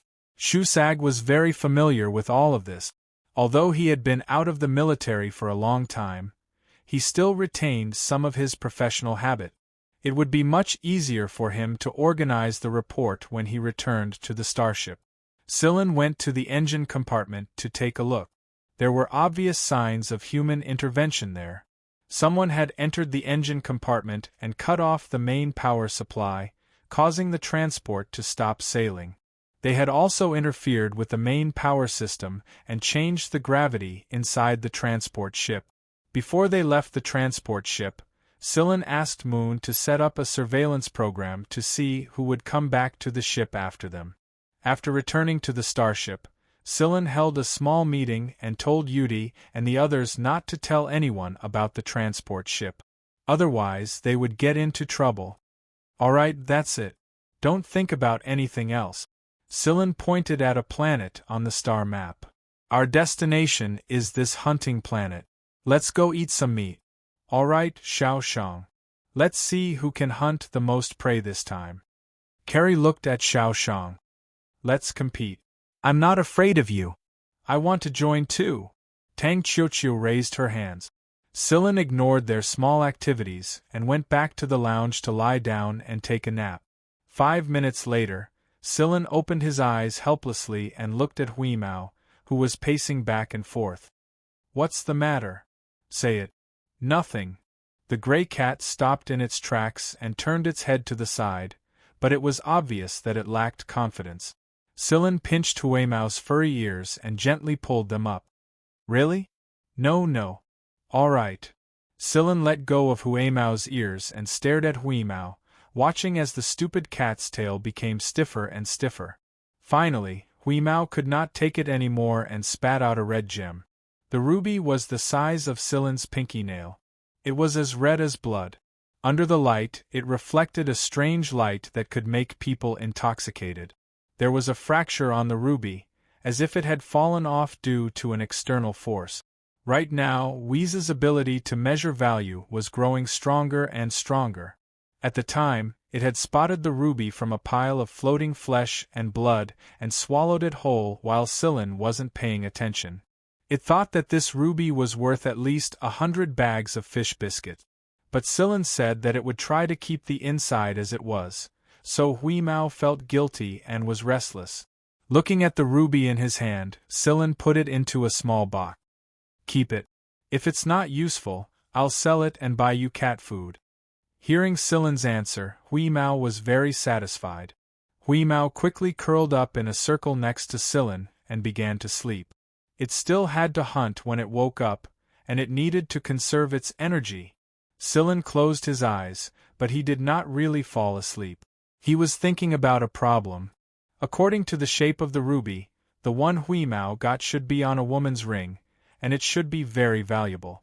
But on that transport ship, Scylla did not find anyone that matched the member information that Moon had sorted out. There were less than 1/10 of the women on the transport ship, and they were all ordinary staff. Who was a woman who could wear a ruby of this level? Chapter 324. Following Dias and Carrie's suggestion, Scylla selected 3 hunting planets. They were more familiar with hunting planets, and they knew which planets were more suitable for the squad's current situation. When the time came, they would choose the most suitable planet according to the current situation. There were 3 purposes for going hunting. 1 was to stock up on food, 2 was to get some good stuff to sell for money, and 3 was for everyone to get some exercise and practice. Due to the current situation, the main targets of hunting had changed a little. In the past, they mainly went for rare species, but now they mainly hunted for meat. After all, not many people like to eat nutrient pills and drink nutrient fluids all day long. Due to the current situation, the meat produced by the farms of the large financial groups was more expensive. Even so, the supply still couldn't meet the demand. Armies from all sides needed it. Hunters, on the other hand, were more inclined to solve the food problem themselves. Because of this, fights between hunters often broke out on hunting planets after the situation became chaotic. Many people never returned from hunting planet. Some of them were killed by exotic beasts while hunting, while others were killed by other hunters. Before they left for the hunting planet, Scylla had asked Carrie to explain the situation of the hunting star zone to the newbies and the things they needed to pay attention to once they arrived. During the hunt, not only would they have to face alien beasts that were more cunning than normal beasts, they would also have to be on guard against other hunters that were hiding in the dark. Since there weren't many people in the team, the demand for food wasn't high. Therefore, they chose a hunting planet with commercial value. Some of the exotic beasts there were more difficult to hunt, but their value was also much higher. Now that there were fewer people hunting these exotic beasts, their prices were gradually rising. For Huimao, this was undoubtedly a good opportunity to make some money. Scylla had asked Huimao if it wanted to visit the planet it used to live on, but Huimao had rejected it decisively. It didn't think there was anything to see there. Moreover, it had only been a few years since they left. It was too short. There was no need. In other words, there was still a difference in the minds of animals and humans. A person who had been away from their birthplace for a few years might want to go back and take a look, but this cat wouldn't. Right now, it only had eyes for exotic beasts waiting to be slaughtered. At first, Shusag was worried that Huimao would be traumatized by the idea of hunting exotic beasts, but he soon realized that he was overthinking things. The starship remained in space outside the planet. Scylla and the others took a spaceship to the planet, while the starship hid in stealth mode. There were still quite a few starships outside the planet. There was no need to collide with them. Sigma and Moon weren't with Scylla's group. They had other things to do. Sigma had set up a small indoor fruit garden on the starship for the sole purpose of enjoying the process. Now that it had followed Scylla and the others to a hunting planet, Sigma's goal was to grow all kinds of fruit trees that were highly nutritious and tasty. Once these fruit trees were planted on the starship, not only would Scylla and the others be able to eat fresh fruits, but they could also be made into nutrient fluids and used to make their own food and clothing. That was why Sigma and Moon had gone off to search for saplings and seed. They would keep in touch with Scylla and the others until they had to leave. Moreover, Scylla had a feeling that Moon would be able to protect himself. The two robots might look harmless, but they were very destructive. Besides, Moon might be a robot, but he was smarter than some of the old guys. Scylla wasn't worried that they would be tricked. After collecting their equipment, Scylla and the others entered the forest. The exotic beasts they were looking for weren't here. Instead, they had to pass through the forest to reach the rocky area. The reason they started in the forest was because they were looking for meat in the forest. It was also a warm-up activity. Scylla's group was spread out in a specific formation. They would form groups of 2 or 3, and there was a certain distance between each group. However, if a group were to meet with an accident, the others would be able to rush over to their rescue. Moreover, this formation could also warn each other and form a relatively safe area. Scylla and Yudi were in a group. The Mientuan, the little chameleon, lay obediently on Yudi's shoulder. It was the weakest fighter in the team, so the Mientuan, who was always afraid of death, was especially obedient at times like this. In contrast, Huimao was bouncing left and right like an ADHD patient. Scylla told it not to run around and disturb the prey, so Huimao could only jump around Scylla's area, roll around, and chew on some grass. If it sensed prey, it wouldn't need Scylla or Yudi to do anything. The others had already started hunting. What Scylla could hear wasn't the sound of gunshots, but the soft sound of bullets hitting the bones of the prey. The bullets and firearms used for hunting were different from the ones they usually used. The firearms were well silenced. There were transport robots transporting the prey onto the spaceplane, so all they had to do was hunt. "What do you think about that incident?" Yudi asked Scylla in a low voice. Knowing that Yudi was talking about the transport ship they encountered not long ago, Scylla answered, "I'm not sure yet. The transport ship should belong to the Duance family, but we have no clue who the killers are. After all, it's possible that anyone could have done it given the current situation. Those lunatics at Sector V. Do you think it's possible?" Yudi asked again. Among Scylla's suspects, The people at Sector V were also at the top of his list. They were a bunch of lunatics. It was fine if you didn't mess with them, but once you did, it was very difficult to shake them off. Moreover, those people were bloodthirsty. They enjoyed the pleasure of killing. Judging from the terrible state of the transport ship, it was possible that they were the culprits. Ever since Silin killed the lone hunter Osculos, the people who were once suppressed by Osculos were now venting their bloodlust all over the League of Stars. According to Silin's information, similar incidents had happened many times in the League of Stars already. However, Silin rejected this speculation later on. They're organized and planned. Also, they made the transport ship's captain and the escort captain disappear to cover up their track. If it's those people at Sector V, why would they do that? That's true. Also, the miasma gas doesn't look like something the people at Sector V would use. If it's them, I think it's more likely to be a bomb. It looks like you don't think it's them either. Silin looked at Yudi. Yudi sighed. Right now, the entire League of Stars is like a shroud of mist. Some people look like they're getting along well on the surface, but who knows how many times they've fought each other behind the scenes. The military, the government, and the big families all have their own trump card. The chaos might look sudden, but in reality, all parties were prepared for it since a long time ago. The signs were there even before you went missing, and even the tiniest spark could cause a great riot. It was only when Osculos, one of the star rank hunters, was rumored to be dead that the chaos erupted. Silin suddenly remembered something. Where did the news of Osculos' death come from? I heard that it's from Sector V, or they wouldn't have attacked us so openly and declared that they've established a freedom alliance. Silin remembered that the only people who knew that he killed Osculos were Ji-Fong, Gaydar, and Azrael.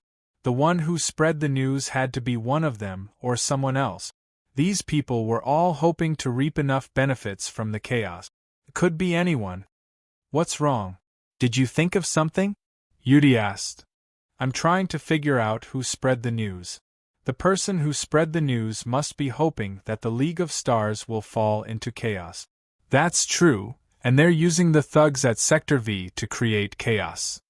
If you were in my shoes, who would you suspect if you had to choose from Ji-Fong, Gaydar, or Azrael?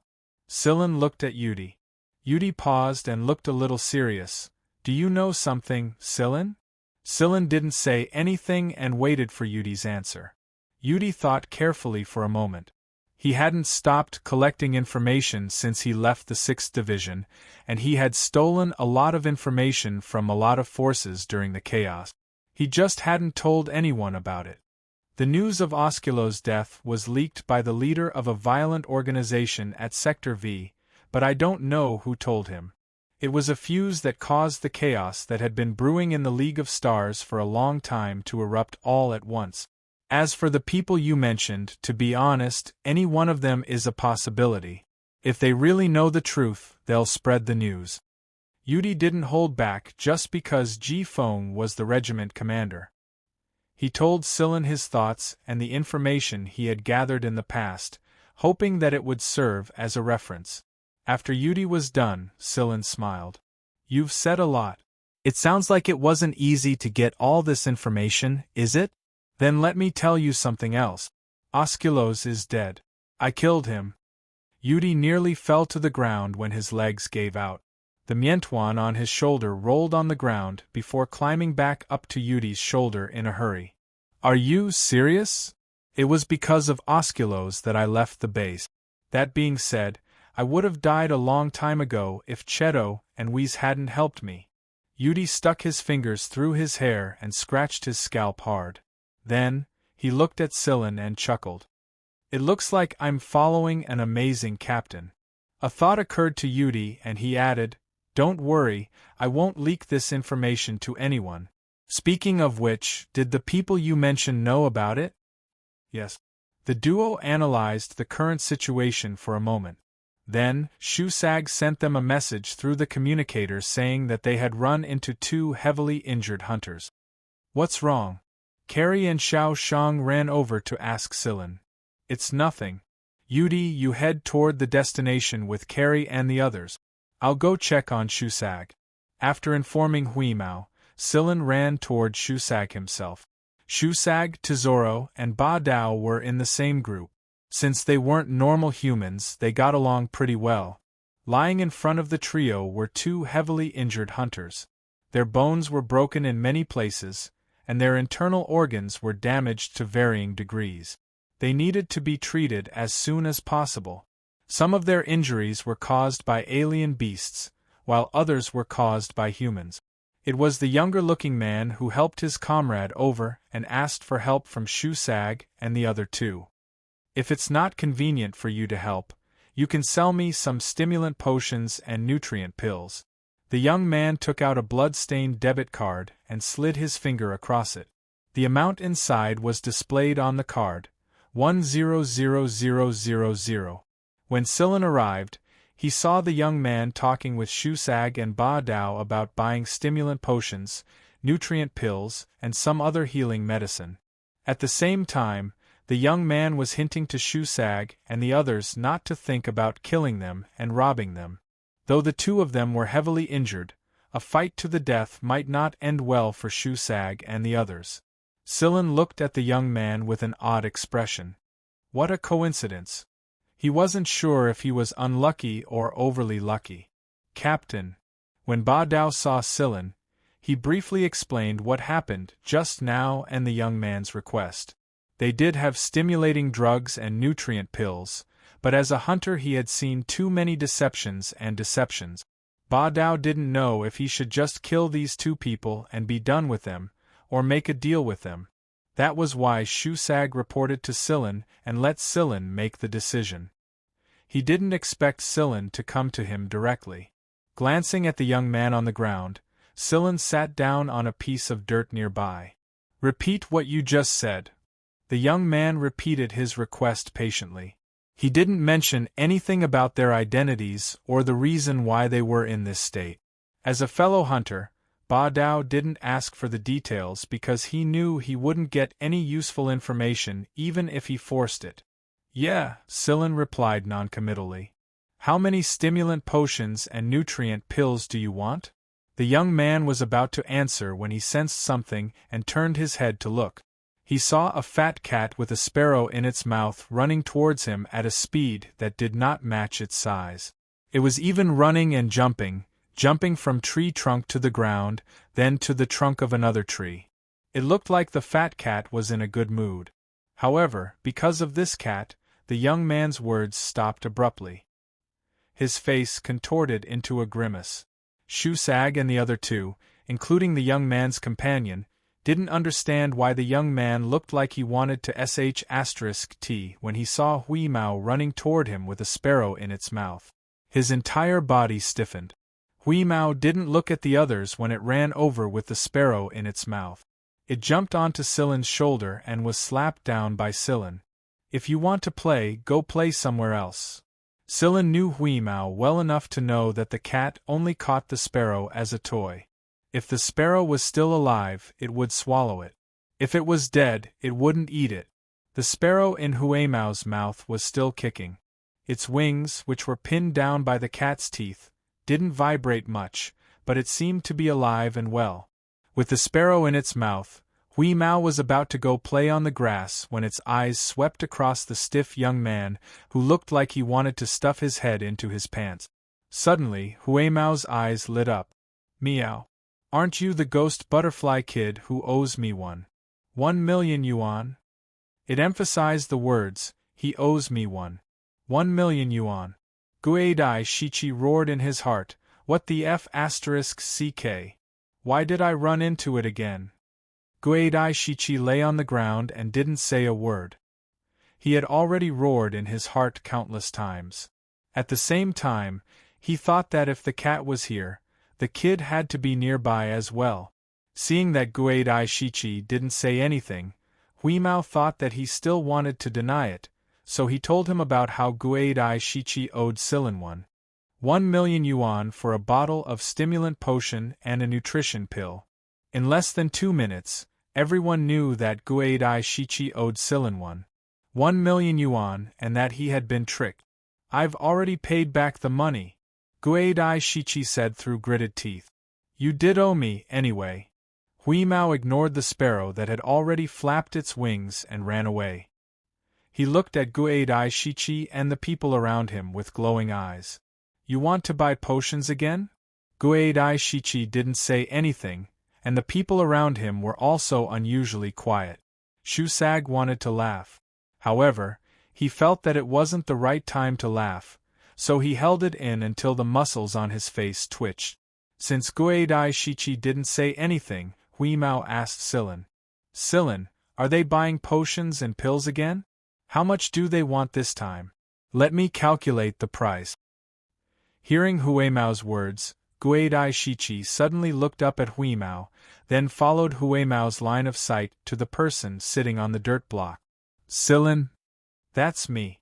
Silin nodded. You can't recognize me now that I've changed my appearance. Guidai Shichi felt that his luck had been very bad lately. When he decided to ask for help, he had thought of many scenarios and how he should approach the hunters, but he never thought that it would be this person in front of him. Silin looked different from before, but the way he spoke was very familiar to Guidai Shichi. Coupled with the cat, Guidai Shichi was sure that it was the person in front of him. Guidai Shichi had experienced that kid's character firsthand. He was definitely a scumbag. That cat was a scumbag too. Although Guidai Shichi looked like he wanted to puke whenever he saw Silin and Huimao, Shusag could tell that Guidai Shichi was a lot more relaxed than before. After all, they knew each other very well now. Meanwhile, Sigma had found a few good seedlings, but they were surrounded by thorny bushes. Although it and Moon tried to fly over, the thorny bushes were so thick that they completely surrounded the seedlings. It would take a lot of effort to get them out. Sigma was about to start when Moon stopped him. What's the point? Moon raised an arm and pulled back his fingers, turning his palm into a cannon. Boom! When the dust settled, all the thorny bushes were gone except for the seedlings at the center. Although they were still entangled by some thorny vines, they were a lot easier to deal with than before. See? It's so much easier this way. Not far away from them, the hunters who thought they had hidden themselves well were also pondering whether they should make a move or not. The two robots before them seemed to be even harder to deal with than those ferocious beasts. Should they make a move or not?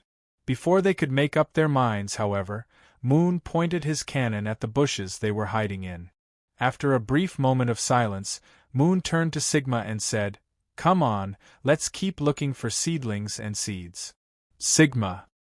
Ayu's actions kept Carrie and the others busy for a while. Chapter 325. Guidai Shichi was in a bad mood. He had been cheated of another 2 million. 2 million. Normally, he could buy a box of that potion for 10,000, but the situation had forced him to do so. Guidai Shichi glared at the cat, only to find that the cat was looking at him suspiciously. Guidai Shichi was so angry that he wanted to vomit blood. I just didn't write an IOU, right? With my reputation, are you afraid that I will go back on my word? Wheeze continued to grow suspicious. There were 2 cards under its paws, one with 100,000, and the other with 300,000 or so. Let's round it up and call it 300,000. So, Guidai Shichi, you owe a total of 1,600,000. If you go back on your word, I will let the entire League of Stars know about your debt. Huimao said with a serious face.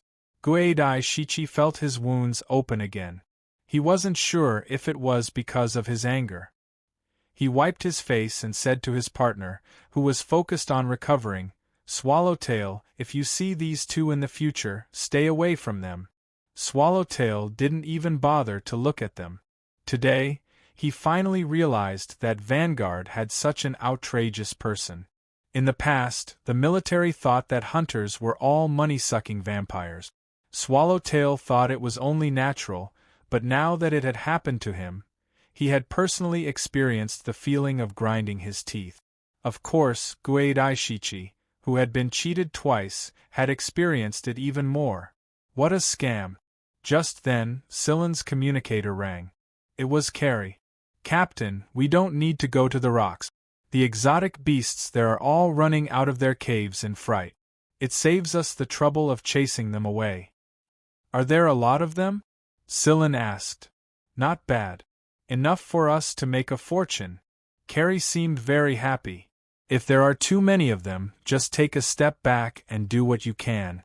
"Got it." After the report, Carrie informed the others. Yudi also gathered everyone. They couldn't be too scattered when dealing with these exotic beasts. They had already made a plan before this, so when Yudi said it, everyone naturally started to move. Each of them rubbed their palms together and prepared to hunt. Money, it was all money that was running towards him. Carrie could already see the shining horn on the head of the exotic beast running at the front. It shone like gold, causing Carrie to almost drool. The horn of this kind of exotic beast had a faint fragrance that could expel pests. It also had a calming effect on the human body. It was very popular among the rich when it was made into ornaments or pendants. Good quality ones could be sold for 5-digit. However, the shells of these exotic beasts were too hard, and they were very fast. They liked to live in groups in rocky areas, and they had violent temperament. Many hunters had suffered at their hands. Carrie switched the bullets, pulling down the magazine for hunting small beasts and switching it to a magazine specifically for dealing with medium to large armored exotic beasts. Their guns were 2-in-1 so that they could react faster in such a situation. Bang! A bullet accurately shot into the eye of an exotic beast charging at them, exploding right where its eye was. It was just enough to blast the exotic beast's brain into smithereens, but still keep the horn on its head intact. Carrie looked at Tang Qiuqiu not far away. He wasn't the one who fired the shot. While he was still aiming, Tang Qiuqiu fired the first shot, accurate as always. It seemed like Tang Qiuqiu's marksmanship hadn't fallen behind in the past 2 to 3 years. Her standards were still the same. After Tang Qiuqiu fired the first shot, the others opened fire one after another. Meanwhile, Shikai's robot would take the opportunity to cut off the horns of the dead exotic beasts, to prevent the most valuable parts from falling into the hands of others. After the hunt was over, Carrie and the others would return to deal with the exotic beasts they had killed. After all, they didn't have the time to do such delicate work, and the exotic beasts that kept coming at them with their pincers wouldn't give them the chance to do so, either. Ba Dao knew that the hunt had officially begun, so he couldn't stay there any longer. Silen had the 3 of them join in the hunt, while he left Guadai Shichi and Swallowtail to watch over them. After all, the 2 of them were in a critical period of recovery. If no one was there to watch over them, it would be very easy for them to be ambushed. Even a small exotic beast could take them out. "Is that okay? Let's leave Silen alone," Shusag asked after he left with Ba Dao. "Silen is very strong. Plus, with Lord Wheezing around, they should be fine as long as they don't run into a large group," Ba Dao replied. Shusag had never seen Silen fight before, and neither had he seen Huimao use his claws. He knew that the cat was no ordinary person, but he couldn't imagine just how strong it was. Swallowtail was a little surprised that Silen would stay behind to watch over them, but when he looked at Guadai Shichi, he realized that this was the kind of expression the guy should have when he was in a dungeon, so he wasn't surprised at all. Swallowtail couldn't help but change his opinion of the man who was a lot younger than he was. Plus, Vanguard and Lon Hudi weren't enemies. "Hey, Silen, are you still in the 6th Division? What's your position now?" Guadai Shichi asked. Before Silen could answer, Huimao raised his chin and declared cockily, "We're the 11th squad now." "The 11th B squadron? Doesn't Vanguard only have 10 B squadrons?" Guadai Shichi was puzzled. "We have 11 now. Silen just built them," Huimao said proudly. "Why are you so cocky?" "It's not like you built them," Guadai Shichi taunted. Guadai Shichi thought that Huimao would explode in anger, but nothing happened after a while. Huimao ignored Guadai Shichi. His attention was drawn to something else. The cat's ears were twitching, and the long hair inside his ears were vibrating as well. Like a radar, they reflected the situation around them. After moving his ears, Hui Mao suddenly said, "Silin?" Silin had obviously noticed it as well. The commotion seemed to have spread too far and exceeded Silin's estimation. Noticing Silin and Huimao's unusual behavior, Guidai Shichi looked at Swallowtail. Swallowtail was also looking puzzled. Neither of them had noticed anything out of the ordinary. Perhaps it was because of their injuries that their senses had decreased. Silin sensed activity in the distance. It was the direction where Carrie and the others were hunting. However, Silin had a bad feeling about it. Silin had always trusted his instincts, so he immediately contacted Yudi and the others and told Carrie and the others to give up on hunting and return to Vanguard immediately. When they heard Silin's words, although they were a little reluctant to part with the prey in front of them, they immediately retreated according to Silin's orders. "What's wrong?" Guidai Shichi looked at Silin. Silin didn't answer directly. Instead, he injected Guidai Shichi and Swallowtail with 2 potions. "You!" Silin's speed was too fast. Guidai Shichi and Swallowtail had no time to react. Perhaps it was because they had let their guard down in front of Silin that they couldn't stop Silin. Swallowtail was shocked. Even though he had let his guard down, Silin's movements were too fast. Even if he hadn't been injured, he might not have been able to dodge. Without any warning, he couldn't have guessed that Silin would make such a move. "Don't worry. It's just a potion to help you recover faster. It's much more expensive than the ones we gave you before." Swallowtail carefully felt his body. The potion really did make him feel a lot better. Even his breathing was a lot smoother. Guidai Shichi's face twitched. "What now? Ask for more money?" Boom, boom, boom. There were 3 consecutive noises. The noises didn't come from this direction. Judging from the distance, they were clearly shaking. Guidai Shichi shuddered. An earthquake? Silin stepped on the trunk of a nearby tree and leaped up to the top. He looked into the distance. A flock of startled birds had already taken to the sky. They were flying in his direction. Silin turned on his communicator and said to Yudi and the others, "Get back here now. Don't fly. Go straight to the forest." At the same time, Silin had Shikai send more robots to the area. He didn't want to be delayed if they ran into a beast horde. Realizing the urgency of the situation, everyone sped up. Silin told Huimao to connect to the spaceplane and wait for Carrie and the others to arrive before leaving. Meanwhile, Moon and Sigma were flying toward the city as well after they received word of what had happened. "Was that an earthquake just now, Moon?" Sigma asked while flying. "I don't know. It didn't look like a natural earthquake." Sigma was puzzled. Before coming to this area, he had studied the map. This wasn't an earthquake zone, so why would an earthquake of this magnitude happen? Even when it fired its cannons earlier, it didn't cause such a huge commotion. The group of people rushing toward the spaceplane had to avoid small exotic beasts that were running around in panic every now and then. They also had to avoid trees and bushes in the forest. There were no such obstacles in the air, but Silin had warned them not to run in the air. They couldn't fly even if they were on hoverboards. Therefore, it was really depressing to watch the transport robots fly freely in the air while they had to avoid so many obstacles on the ground. Carrie shot an exotic beast that pounced at him and shouted, "Why are there so many exotic beasts? Did we run into a beast horde?"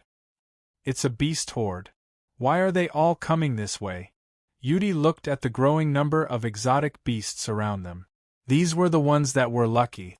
They didn't have much attack power, and there were still large exotic beasts chasing after them.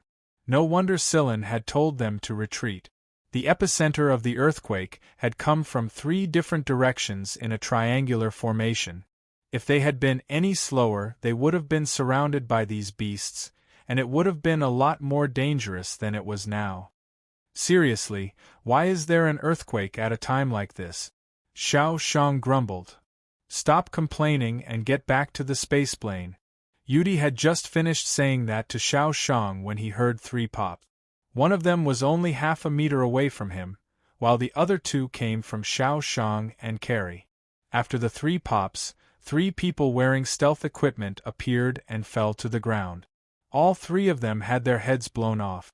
Shu Sag was about to react when he saw a person appear in front of him and Tesoro.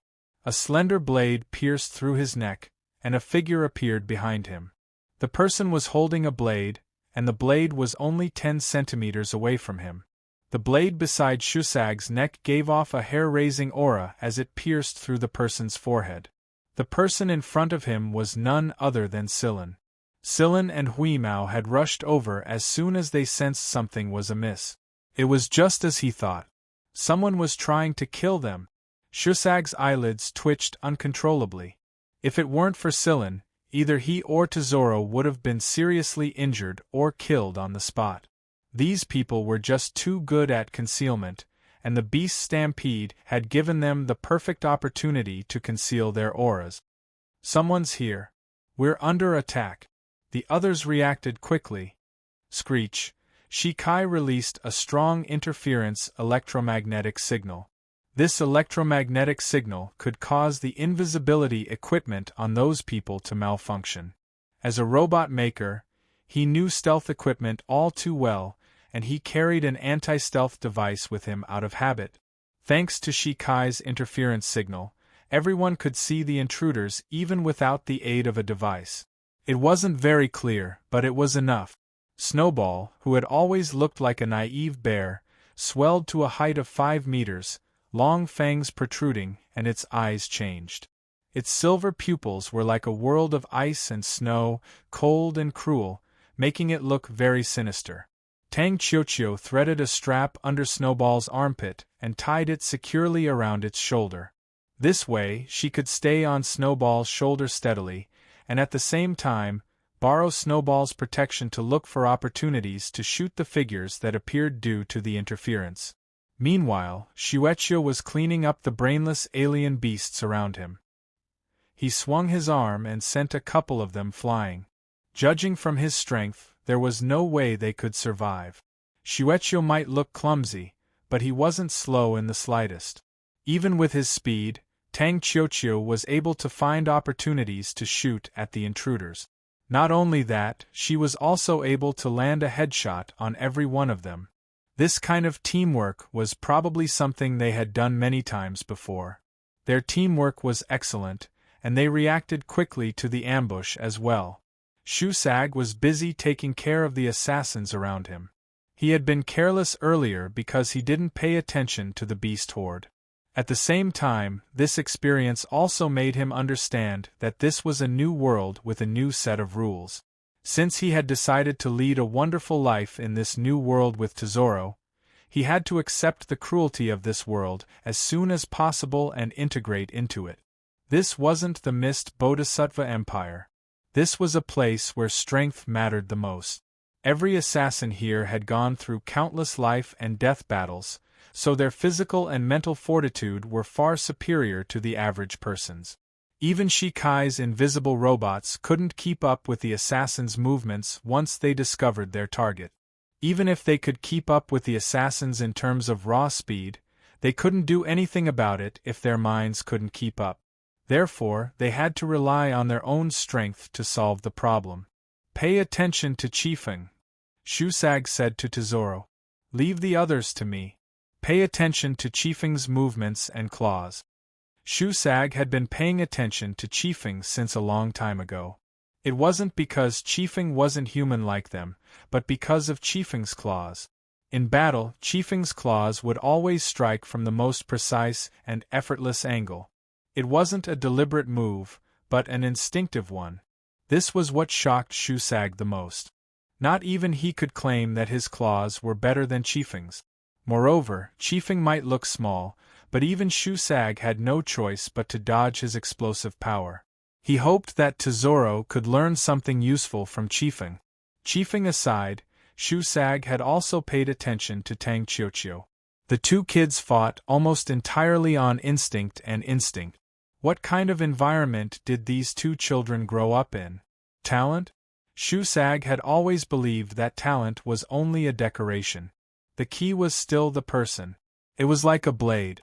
No matter how sharp it was, it all depended on who wielded it. Only those who wielded it well wouldn't waste it, and those who didn't know how to use it would only be a waste. Cheto was the only one who fought barehanded. Of course, Shusag and his kind didn't count. Their claws were their own weapons. But Cheto fought barehanded. When Carrie looked over, he just happened to see Cheto twisting the gun barrel of a killer's hand like a fried dough twist and removing the killer's entire arm. There wasn't a single drop of blood on Cheto. This is too fucking violent. Although Shikai's interference was effective, it was only limited to those who wore stealth equipment.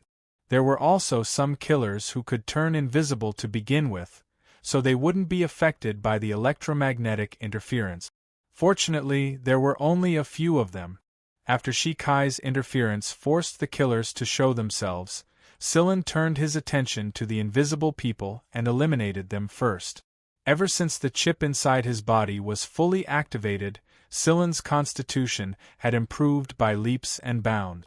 It wasn't obvious from the outside, but both his speed and perception were far better than before. Silen could see the invisible people as well. He couldn't see their complete appearance, only their silhouettes. But that was already a lot better than the others. Sha Ro could see the invisible people because of her special constitution, but her abilities were limited. She couldn't react in time even if she could see them. There was still a huge gap between her and the professional killers. While Silen was dealing with the killers, he also took care of her. The girl had grown up very quickly. Back in the Mist Bodhisattva Empire, she used to be very restrained. But now, she was becoming more and more open. She had learned a lot of skills from Shusag and Carrie, and every experience was a rare opportunity for her and Tesoro to grow up. Silen could already imagine what they would be like when they grew up. Bang, bang, bang. Every time a gunshot rang out, an assassin would fall. It might be 1 or 2 or 3 or 4. Yudi and the others weren't the only ones surprised. The killers were just as shocked. It was already shocking enough that they could kill one person with a single gunshot, let alone several. It was a small white gun with a hexagonal muzzle. But to the killers, every gunshot was like a horn calling for their lives. Some assassins wanted to get rid of Serene, the most troublesome opponent, but they realized that they couldn't lock onto Serene at all. They couldn't keep up with Selene's movements either. Selene's speed was too fast, and it was very difficult to make a move on her, be it close combat or ranged combat. Wielding the terrifying white gun in one hand and the thin blade in the other, Silen kept reaping the lives of the killers. It had been almost 3 years since they last saw each other. This was the first time Carrie and the others saw Silen fight after Silen left. Silen's ability had far exceeded their expectations. Such a person actually didn't join the A-Team. If he had joined the A-Team, he would definitely have a place there. Huimao helped left and right, and when he saw that someone was in a difficult situation, he would go over to help. The speed of his claws was not inferior to Silen's, and because his body was small and gray, he didn't even make a sound when he ran. 2 killers were caught off guard by Huimao's fatal claws. The number of beasts increased. Not only Silen and the others, but the killers were also affected. Silen took this opportunity to shoot the remaining killers dead. He turned to Huimao and said, "Wheeze, clear the way. Retreat." Silen didn't dare to let everyone fly in the air, because he wasn't sure if there were any killers or other hunters around who wanted to harm them. To be on the safe side, it was better to retreat through the forest. A loud cry resounded through the forest. The birds in the sky that were approaching them were so startled that they lost their formation. Some of them even changed directions and flew in different directions. Within the forest, the exotic beasts ahead seemed to have encountered something terrifying. They retreated one after another, opening up a path. Some of the exotic beasts directly fainted from the shockwave. Shusag really wanted to cheer for the kitten that was responsible for all of this. How domineering, he thought to himself. Now that the killers were no longer a threat and the alien beasts were no longer a hindrance, everyone was able to retreat a lot faster. At the same time, the spaceplane was also flying toward them. It wasn't until they entered the spaceplane that everyone relaxed a little. However, they didn't dare to be careless. They weren't out of danger yet. Moon, Sigma, bring those two to me, Sillin said through the communicator. After injecting Guadai Shichi and Swallowtail with the antidote, Sillin had rushed to Yudi's side instead of guarding them. If he hadn't, the situation would have been completely different. Moon and Sigma had already arrived at where Guadai Shichi and Swallowtail were, so Sillin ordered them to bring those two to him. Moon and Sigma carried one person each and flew toward the spaceplane. Ghost Butterfly 17 and Swallowtail didn't resist either. Their bodies hadn't fully recovered yet, and their best option was to follow Sillin's group. At the very least, they would be able to survive. Once everyone was present, the spaceplane flew away from the hunting planet. Carrie and the others couldn't help but feel sorry for the animals that they hadn't killed yet. At this point, Shuecho had returned to his harmless self and was rolling around with the Mientuan without the slightest hint of nervousness. Two slow-witted bastards. Only after the spaceplane left the planet and entered the starship did everyone finally relax. The soreness in their muscles intensified. However, Carrie and the others ignored the soreness and ran to the spaceplane's transport container to clean up the meat and the alien beast's horns. Meanwhile, Sigma and Moon went to Swallowtail's little orchard to deal with the seeds. Sillin called Yudi and brought Guadai Shichi and Swallowtail to a meeting room on the starship. Sillin looked at Guadai Shichi and Swallowtail and asked, "Tell me, which side are they on?" Chapter 326.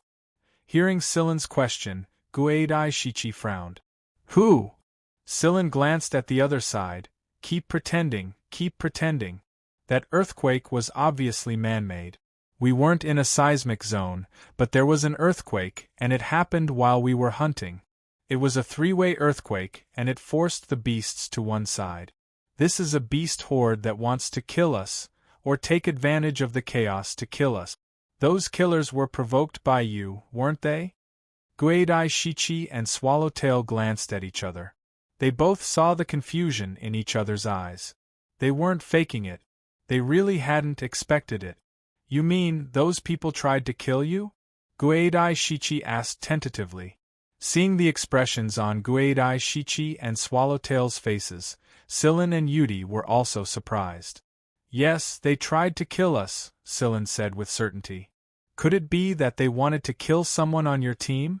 Guadai Shichi asked again. Sillin thinks about the situation. The first to be attacked were Yudi, Carrie, and Xiao Shang. They were all old members of the 6th Division, so it was possible. Or maybe we were on their hit list. Yudi, who had been silent all this time, finally spoke up. Guadai Shichi and Swallowtail frowned even harder. They had an idea, but they couldn't confirm it. Alright, stop beating around the bush. Who were those killers? Sillin asked. Swallowtail looked up at Sillin. How do you know they were killers and not other hunters? Professional killers have a different aura than professional hunters. Sillin had met many professional killers before, so he was very sensitive to the aura they exuded. That was why he was able to sense the killer's presence. At the time, Yudi and the others were in the forest. If they had flown into the sky, they would have become live targets for the killers. At least they had some cover in the forest. You're right. They're from the Hades organization. On the list of killers, only Pluto likes to assassinate invisibly, Guadai Shichi answered. Pluto? In the Star Alliance's assassin ranking, the Netherworld King Assassin Organization was ranked in the top 5. Furthermore, its ranking had soared in the past 2 years, and it was even able to charge into the top 3. It was very difficult to estimate the gap between the top 3 assassin organizations. Thus, the Netherworld King could be considered an upstart among the assassin organizations, and its reputation in the Star Alliance was very resounding. Ghost Butterfly 17 continued, Hades has formed an alliance with Heaven's Birth. As you all know, GNL is a place where everyone has to work together to survive. That's why the assassin organizations have started to form alliances. When other hunter groups joined smaller groups, Heaven's Birth, One, Heaven, and God, Heaven's Birth not only recruited smaller hunter groups, but also hooked up with Pluto. That's not the big deal. What's important is that Heaven's Birth and Lon Hudi don't get along. They've already had a few conflicts. At this point, Guadai Shichi helplessly pointed at himself and Swallowtail, who was sitting beside him with a solemn expression. We were originally a small team, but we had a conflict with Heaven's Birth. After Pluto's people joined us, our situation became more and more difficult, so we split up and left. Those killers were probably the group that chased after us. However, after Swallowtail and I left in the aircraft, we found that the aircraft had malfunctioned. We landed on this planet, abandoned the aircraft, and planned to hide and heal while waiting for reinforcements. We didn't expect that there would be so many difficult exotic beasts when we landed, and they made us even more injured. After that, we met your team members. You know what happened next. Lon Hudi's individual strength was strong, but with Heaven's Birth and Pluto working together, it would be difficult for Lon Hudi's small team to resist their combined attack. As for why Pluto's people wanted to kill you, that's what I'm curious about. Their actions showed that they were already going against Lon Hudi, so why would they want to kill you? If you were someone they didn't know, they wouldn't have attacked. But obviously, they must have recognized that you were from Vanguard. They caused the chaos in the beast horde to force us out and kill you at the same time. Offending two of the big four at the same time, what were they thinking? Were they fearless? I really don't understand. Guadai Shichi spread his hands. Guadai Shichi and Swallowtail didn't understand, and neither did Silen and Yudi. Although they weren't part of the A-team, they were still the hunters of Vanguard. Pluto's people actually killed them as soon as they arrived, not leaving any room for negotiation. Yudi shuddered at the thought of the situation. If it wasn't for Silen's appearance, he might have been seriously injured or even gone to see his ancestors. After all, the information he received was too little. Plus, he had left the League of Stars for almost 3 years.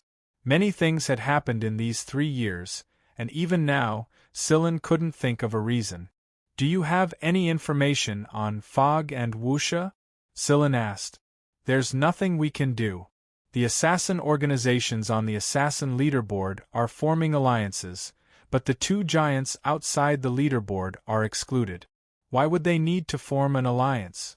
Even if they formed an alliance, they would only look for people at the level of Azrael, right? Or directly form an alliance with some of the core members of the Big Four hunter group. I can't get any information on people at that level. He wouldn't get as much information as he needed even if he kept asking, so Silen gestured for the 2 of them to leave. Guadai Shichi stood up and took 2 steps towards the door, then stopped and turned to look at Silen. I want to ask, are the assassins that Pluto sent after us still in the forest of that hunting planet? Selene looked at him calmly. He's dead. Guadai Shichi and Swallowtail were speechless. In fact, they were prepared to join forces with the reinforcements from Lon Hudi's hunter group to take revenge after receiving news of the assassins that Pluto had sent after them. Who knew that Silen's words would make them choke on their words? They're all dead. There were at least 30 assassins in the group that came after them, right? I don't know. Silen thought for a moment. More than 30 died. I don't know if there are any left. Guadai Shichi's face twitched. He turned around and walked out the door. I'll have Whis give you the bill, Silen added. Guadai Shichi, who had just walked out of the door, stumbled when he heard this. He knew that Silen wouldn't ask for nothing after bringing them here and injecting them with high-quality medicine. He hated bills the most. How despicable! After Guadai Shichi and Swallowtail left the meeting room, the 2 of them whispered to each other. Why haven't I heard of such a character in Vanguard before? More than 30 assassins from Pluto were all killed, and this group of people didn't seem to be seriously injured. Other than some fatigue, they didn't seem to be injured at all, Swallowtail said. Guadai Shichi was also at a loss.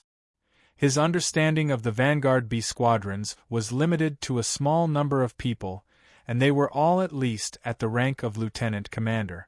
It was a complete coincidence that he had met Silen back then. As for the people in the B squadrons, he knew even less about them. In Guadai Shichi's mind, the people in the B squadrons didn't need to pay attention to them. But this time, the people in this squad had completely overturned his understanding. What kind of people are they? This kind of combat power was more than enough to occupy a spot in the A squadron. The two of them didn't walk far before they saw Shu Sag squatting in a corner and smoking. Guadai Shichi ran over. Shu Sag was reflecting on his encounter with the assassins. This was the first time he had encountered a team of assassins other than the ones sent by that minor noble family to hunt him down. Moreover, the assassins here were much more difficult to deal with than the ones he had encountered back then. What surprised Shu Sag the most was that Silen had told him that these assassins were average at best. If an average assassin was enough to nearly kill him, then what about the stronger assassins Silen mentioned? Wouldn't he be slaughtered if he ran into them? This won't do. I need to train harder. While Shu Sag was thinking about how to improve his strength, he saw Guadai Shichi walking toward him. Hey bro. How many people are in your B squadron? Shu Sag blew out a ring of smoke. The fact that the kid called him bro, instead of uncle, made him feel a lot better. Haven't you seen almost all of our team members? Guadai Shichi opened his mouth, but in the end, he let out a dry chuckle and walked toward the lounge Silen had arranged for them with Swallowtail. Say, Swallowtail, do you think our Lan Hudi is really the strongest among the 4 great hunter regiments? Swallowtail thought for a moment before answering, we used to be. In other words, he wasn't sure now, and he couldn't be sure in the future either. While Guadai Shichi and Swallowtail were surprised to learn that these seemingly unreliable people had slaughtered more than 30 Hades assassins, they also felt relieved. If this squad really was the same size as the other B squadrons in Vanguard, and every member of this squad was as strong as they were, then the 4 great hunter regiments would probably no longer be the 4 great hunter regiments. After Guadai Shichi and Swallowtail left, Silen and Yudi were exchanging their opinions when Beaver told Silen that he had received a call from the A squadron. Silen told him to transfer the call to them directly. A light screen popped up on the conference table in front of Silen and Carrie. After the call was transferred, a familiar face appeared on the screen. He wore a big black hat that covered almost half of his face, and the sharp eyes under the hat were always enough to make people stop in their tracks. Senior Songbaleruo, Silen called out.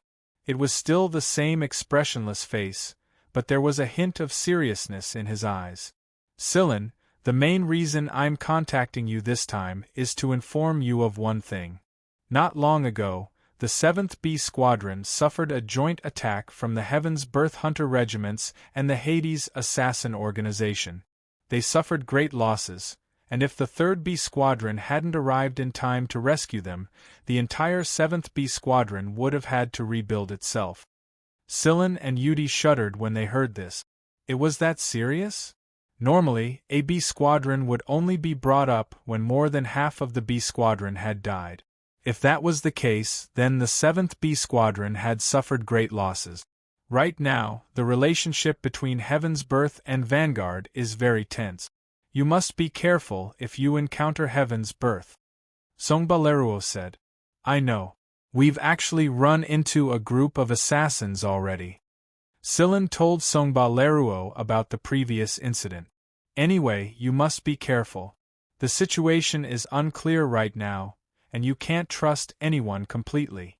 Also, the higher-ups have decided to hold a meeting 50 days from now, and all B Squadron commanders and vice-commanders must attend. Alright, we understand.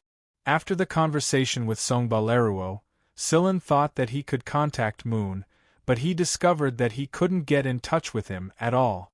They were on the same starship, and yet he couldn't get in touch with Moon at all? After failing to get in touch with Moon, Scylla decided to contact Sigma instead. Right now, Sigma was busy working in its indoor orchard. It had discovered a lot of good seedlings on the hunting planet this time, and it wasn't planning to use genetic engineering to improve them. It preferred naturally occurring species. After Scylla contacted Sigma, the first thing he asked was about the orchard. It was a blessing to be able to eat fresh fruits during a space voyage, and the answer he got from Sigma was very satisfactory. Sigma was indeed skilled. It was only after learning about the orchard that Scylla asked, "Do you know what happened to you? I can't get in touch with him." Moon said that he's tired and wants to rest. "He told us not to disturb him," Sigma replied. Tired?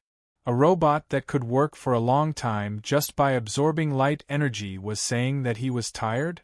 Bullshit. But before Scylla could ask any further, the light screen on the conference table started flashing. All kinds of data and strings of characters were jumping rapidly, and every electronic device in the conference room started malfunctioning.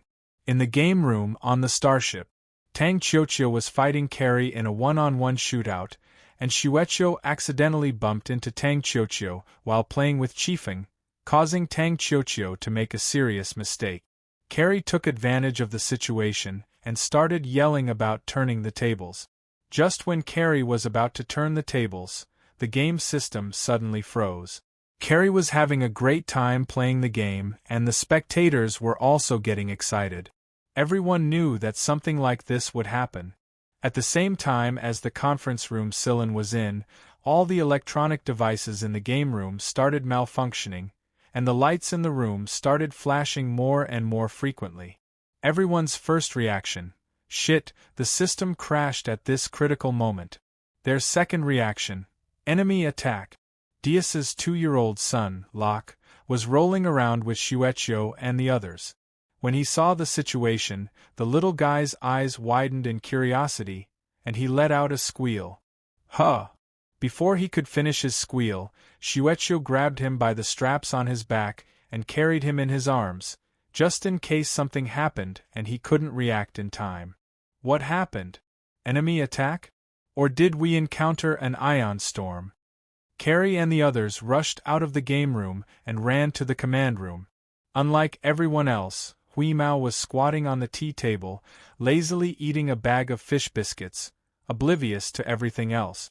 Seeing Carrie and the others panic, Hui Mao only flicked his ears and continued to lie there calmly eating fish biscuits with squinted eyes. When Carrie rushed to the command room, he saw Scylla coming out of the conference room, but Scylla ignored Carrie and the others. He just told them not to panic and quickly left. "What's wrong?" Guidai Shichi and Swallowtail asked the others after they came out of the starship due to the various anomalies. They thought that their pursuers had arrived. "I don't know, but the captain said not to panic. We should go back to what we were supposed to do," Carrie answered. Ignoring everyone's speculations, Scylla went straight to Moon and Sigma's lounge. He pressed the doorbell, but no response. He pressed the doorbell again, but still no response. "What are you doing, Moon?" Scylla said in mechanical language. After a long time, the door to the lounge opened. Moon tilted his head and said innocently, "I'm thinking." Scylla said, "What kind of deep thinking are you thinking about?" Scylla didn't finish his sentence. The second half of his sentence was, "Do you know that half of the starship's instruments and electronic equipment can't be used?" Chapter 327. Something was wrong with Moon ever since he returned. Earlier, Scylla hadn't asked him about it because he was busy dealing with Guidai Shichi and Swallowtail. They had only delayed for a short period of time, and in the end, this guy had caused such a situation. For robots like Moon, Sigma, and Cheto, the changes in their consciousness would produce a kind of interference.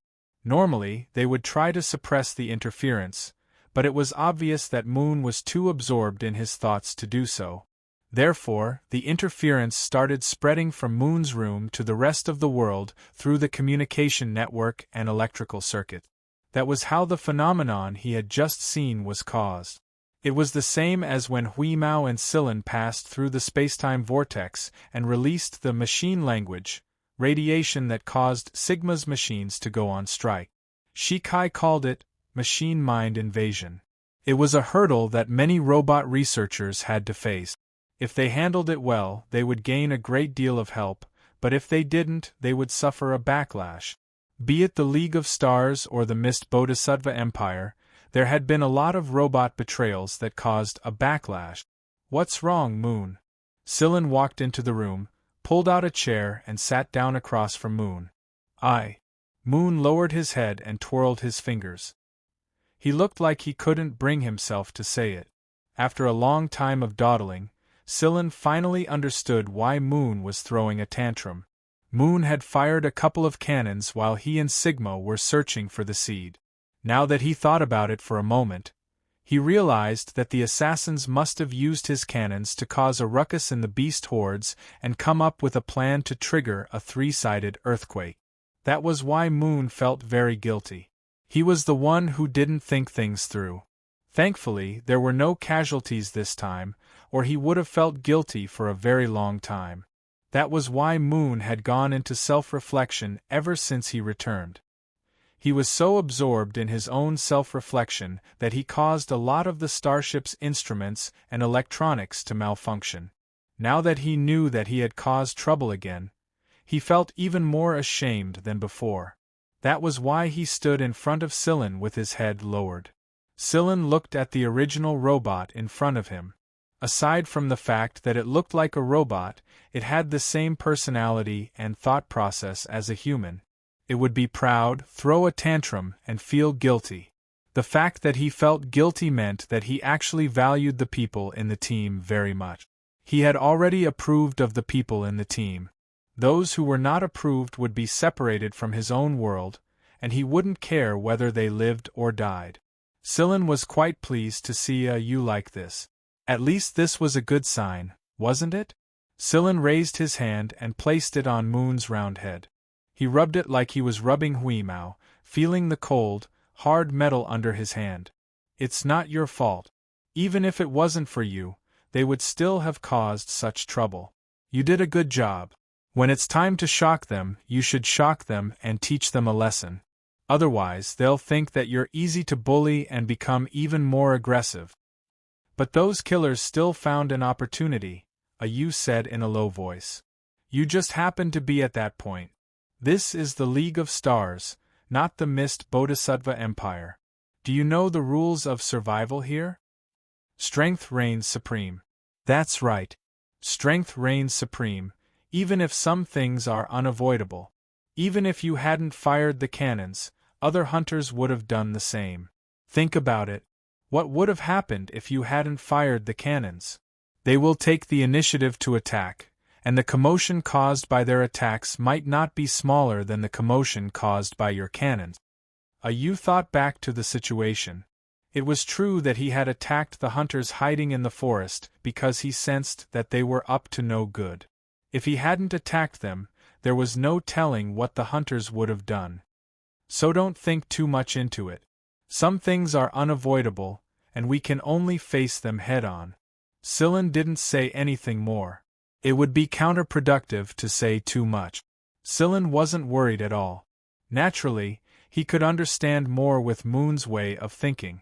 Of course, if it were Sigma, Silin wouldn't have said all of this. If Sigma was this conflicted, it would probably be the first robot to crash due to depression if he didn't get rid of its guilt. Moon fell silent for a moment. The blue bands on his face flickered as he pondered. He had withdrawn the interference waves, so they weren't affecting him. Silin wasn't in a hurry. He sat quietly and waited for Moon to come to a decision. 30 minutes later, the blue bands on Moon's face narrowed. Silin knew that Moon had returned to normal. Go help Sigma organize the seeds. It's busy by itself. Silin flicked Moon's head with a smile, just like how he flicked Huimao. Alright, I'm going. Don't forget to close the door when you leave. Then, Moon flew toward Sigma's indoor orchard. When Silin came out, he saw Shikai leaning against the wall with a conflicted look on his face. What's wrong? Sillin asked. That little guy actually said hi to me when he flew past. That's strange. He usually ignores me. That's good. Shikai still didn't understand why Moon changed his attitude so quickly. Hey Sillin, what's going on with Moon? I don't know how Moon's mind works. Don't your family have a lot of records about him? You should know more about him. Shikai curled his lips. It was precisely because of what his ancestors had done that Moon had been wary of him. Most of what he knew about Moon came from Chip. Hey Sillin, don't go yet. Shikai hurriedly stopped Sillin. I have something to discuss with you. What is it? Sillin stopped and looked at Shikai. About this starship, a use incident gave me an idea. Shikai explained his idea to Sillin. Moon's incident had revealed a lot of problems with the starship. Although most starships were like this, it was far from enough for Shikai, who had always had high standards. If Moon had affected the starship's machinery to such an extent just by thinking about it, it would be troublesome if something similar happened again, or if it was the enemy who released the interference. You know that Cheto and Sigma weren't affected at all when the starship's machinery was affected, Sillin. This means that they have a strong defense against this kind of interference. If Cheto and Sigma are exceptions, then take my robots as an example. They were affected by the interference, but it wasn't to a degree where their functions were disabled or their programs messed up. At most, their reactions were slightly delayed. That's all. So, you're saying, I'm saying that we should modify the starship in that direction. Sillin didn't say anything. It wasn't that he didn't agree with Shikai's idea. He was just thinking about the super AI veg fritter he built a long time ago. Back when he was building the veg fritter, he had already thought about modifying the starship in that direction. It was just that he hadn't gotten the chance to do so until now. The 11th Squad's starship wasn't developed in that direction due to the lack of time. Although they hadn't completed a super AI starship, they did leave room for modification in that direction. Right now, the starship could only be considered a normal AI model. It was about the same as Vanguard's other B Squadron starships, but there was a lot of risk involved in modifying it in that direction. After all, a starship wasn't a flying car that could jump out if something went wrong, but a starship's AI could simply throw them into space and kill them. Shikai understood Sillin's concerns, but he really wanted to give it a try. The problem was that not everyone could afford it. Come up with a plan first, and we'll work on it together. By we, Sillin included Moon, Sigma, Cheto, and Huimao. They were the ones who understood the super AI better than anyone else, so their chances of success would be much higher. Alright, I'll come up with a plan as soon as I can. Shikai was very happy to receive permission. This was going to be a huge challenge. Back then, his ancestors were able to modify Chip into a super AI that could control an electronic star. He was confident that he could do the same thing. Shikai's original plan was to improve the robots, but after encountering Pluto's assassins, he realized that the new batch of robots had many shortcomings. Perhaps it was due to material limitations, but these robots were not like the ones that Black Viper used on missions. Every robot that Black Viper used on missions was expensive, and all the materials were expensive, but at the time, he did not care about money. Things were different now. Shikai had saved a lot of money, and it wasn't obvious under normal circumstances. But when it came to critical moments, its speed, reflexes, and detection abilities weren't up to Shikai's standards. After he returned, he discussed with Cheto how to improve the robots and how to build better robots while lowering the cost. Obviously, this matter had to be delayed. Shikai couldn't care less about anything else until he had the plan to embed the super AI into the starship.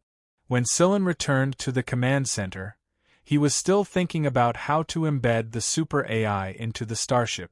If it succeeded, it would be a great help to him, but if it failed, it would be a bomb that could be placed around him at any time. Sillin would rather destroy it than keep it around. Sillin suddenly heard a strange sound while he was deep in thought. He turned around and saw the gray cat rubbing its back on the table. The sound was made by the gray cat rubbing its back on the table. Is it because his back is itching? Are you lice? Or are you infected with fleas? You didn't catch those things while you were hunting, did you? Sillen walked over and asked. No. Huimao twisted his back left and right on the table. His chubby body looked very comical. Come here, let me take a look. Sillen beckoned him over.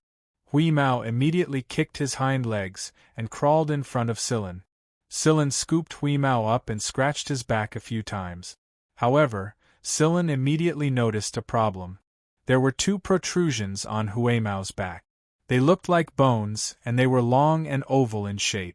Although they weren't very obvious because of the fur covering them, Cheto could still feel them with his touch. What's going on? Sillen poked the 2 protrusions on Huimao's back. Yes, that's it. It's really itchy. Huimao cried. Carrie was walking past the door with a glass of fruit juice when he saw Huimao's reaction. That was why he came over and asked about it. After listening to Sillen's explanation, Carrie reached out to feel Huimao's back. Feeling the 2 protrusions, Carrie exclaimed, Huru, you have bone hyperplasia. Slap. As soon as Carrie said this, Tico slapped him on the face. Don't talk nonsense if you don't know anything. That's 2 different things. Read more medical books and don't make a fool of yourself. Carrie rubbed his head and pursed his lip. He took a step back and let Tico see what was wrong with Huimao. After many tests, Tico couldn't figure it out. Although she wasn't a veterinarian, she knew about the health problems of pets because of her rabbit. She really couldn't understand Huimao's problem. Every test was very different from that of a normal cat. She didn't know what standard to use to identify it. As for the bones, the 2 protrusions didn't cause any discomfort to the other bones. It's not itchy anymore. Huimao turned over and stood up, shaking his fur. He picked up the unfinished fish biscuits not far away and continued to eat. Could it be because he ate too much? Huru is much fatter than before, Carrie muttered. Sillen shook his head. Let's wait and see. This guy can't be judged by common sense. In fact, the itch on Huimao's back was only intermittent. Apart from the itch, Huimao didn't have any other symptoms. After the itch passed, he would return to normal and was still alive and kicking. He quickly opened the fish biscuit. Sillen had specially prepared a back cushion for Huimao so that it didn't need to lie down when it wanted to rub against the cushion. However, Huimao's appetite had increased a lot recently and he ate almost non-stop. The results of the hunting on the hunting planet had been checked. Sillen wanted to sell them for some supplies first instead of saving all the money. In such a chaotic situation, it was only reliable to exchange money for supplies. Otherwise, in a crisis, they might not be able to get what they wanted even if they had the money. Diaz and the others knew the contact information of some of their old customers. They used to sell their items to them after hunting. These people specialized in purchasing items in the hunting star zone, and their prices were fair. Many hunter regiments liked to trade with them. After contacting the buyer and the trading location, Sillen told Guadai Shichi to contact Lon Hudi's people to pick him up at the location. Remember to return the money by the way, said Huimao, who was lying on the ground eating a fish biscuit. Guadai Shichi threw a nut at him. Eat your biscuit, fatty. The trading planet was a relatively remote area in the entire hunting star zone, but it was in such an area that almost 60% of the goods in the hunting star zone were traded from here. The people who came to deliver the goods were undoubtedly not large hunter group. Since the chaos of the League of Stars began, this place was obviously much quieter.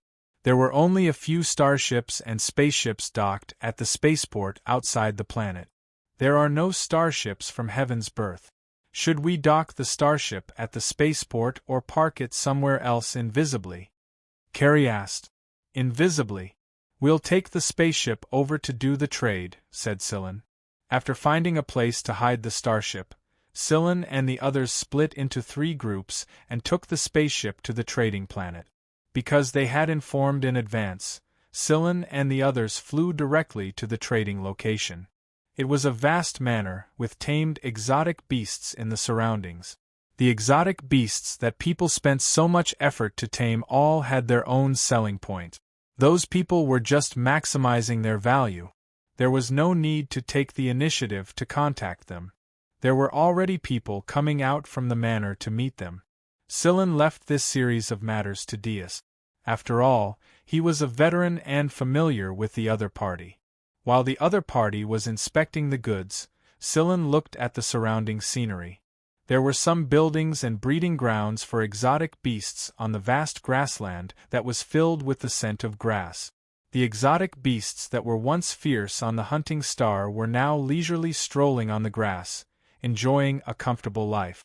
Scylla felt that they were a group of hedgehogs that had been plucked out of their quills.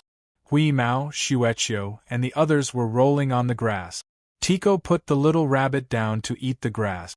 The quality of the grass here was very good, fresh and not contaminated by drugs. Scylla was looking at it when he suddenly noticed people walking out of a building in the distance. Although they were quite far away, Scylla could still see them clearly without the help of any tools. The bodyguards were protecting two young men, and one of them was someone Scylla had met once before, Funyuzwa. Behind Funyuzwa was the famous business-related media giant of the League of Stars, Lux, which had over 80 contribution points. Since they mainly reported on the business sector, Scylla had only met him once at a small gathering held by Lung when God's back garden, at the center of Sector Z, was first opened by the military. However, Funyuzwa probably wouldn't be able to recognize Scylla even if he stood in front of Scylla. After all, they had only met once, and Scylla had changed his appearance. Moreover, it was Lung who had pulled the strings for him. Funyuzwa probably didn't think much of Scylla at the time. However, with Funyuzwa's identity as the young master of Lux, he chatted happily with the person next to him without putting on any airs of superiority. Scylla knew that this wasn't to say that Funyuzwa didn't put on airs.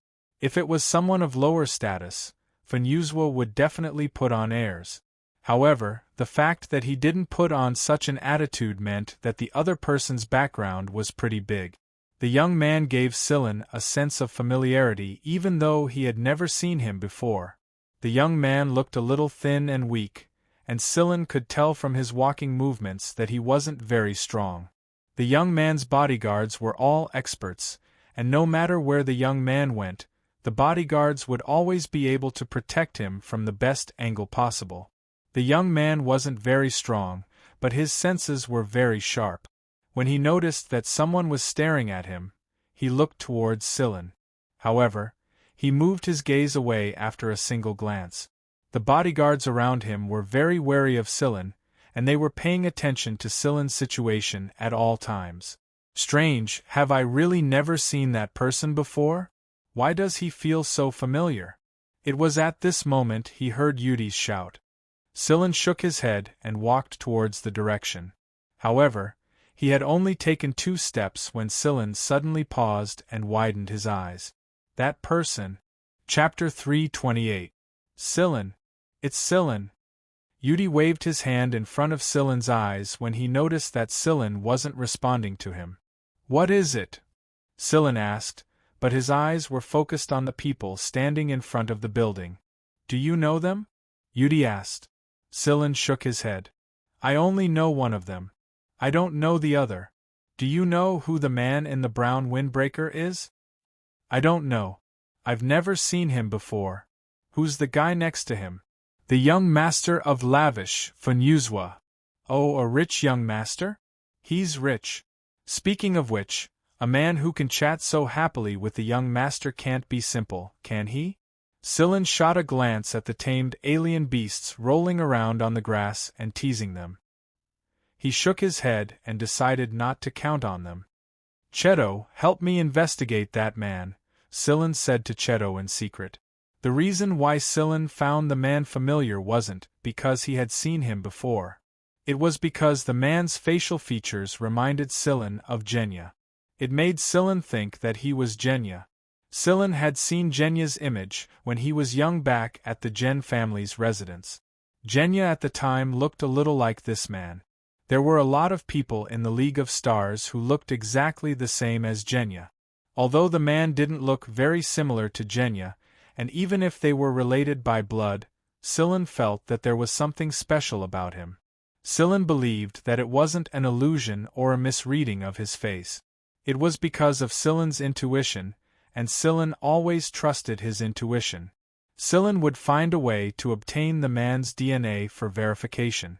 If Silen was right, then he would be able to deliver Genya's item to the League of Stars very soon.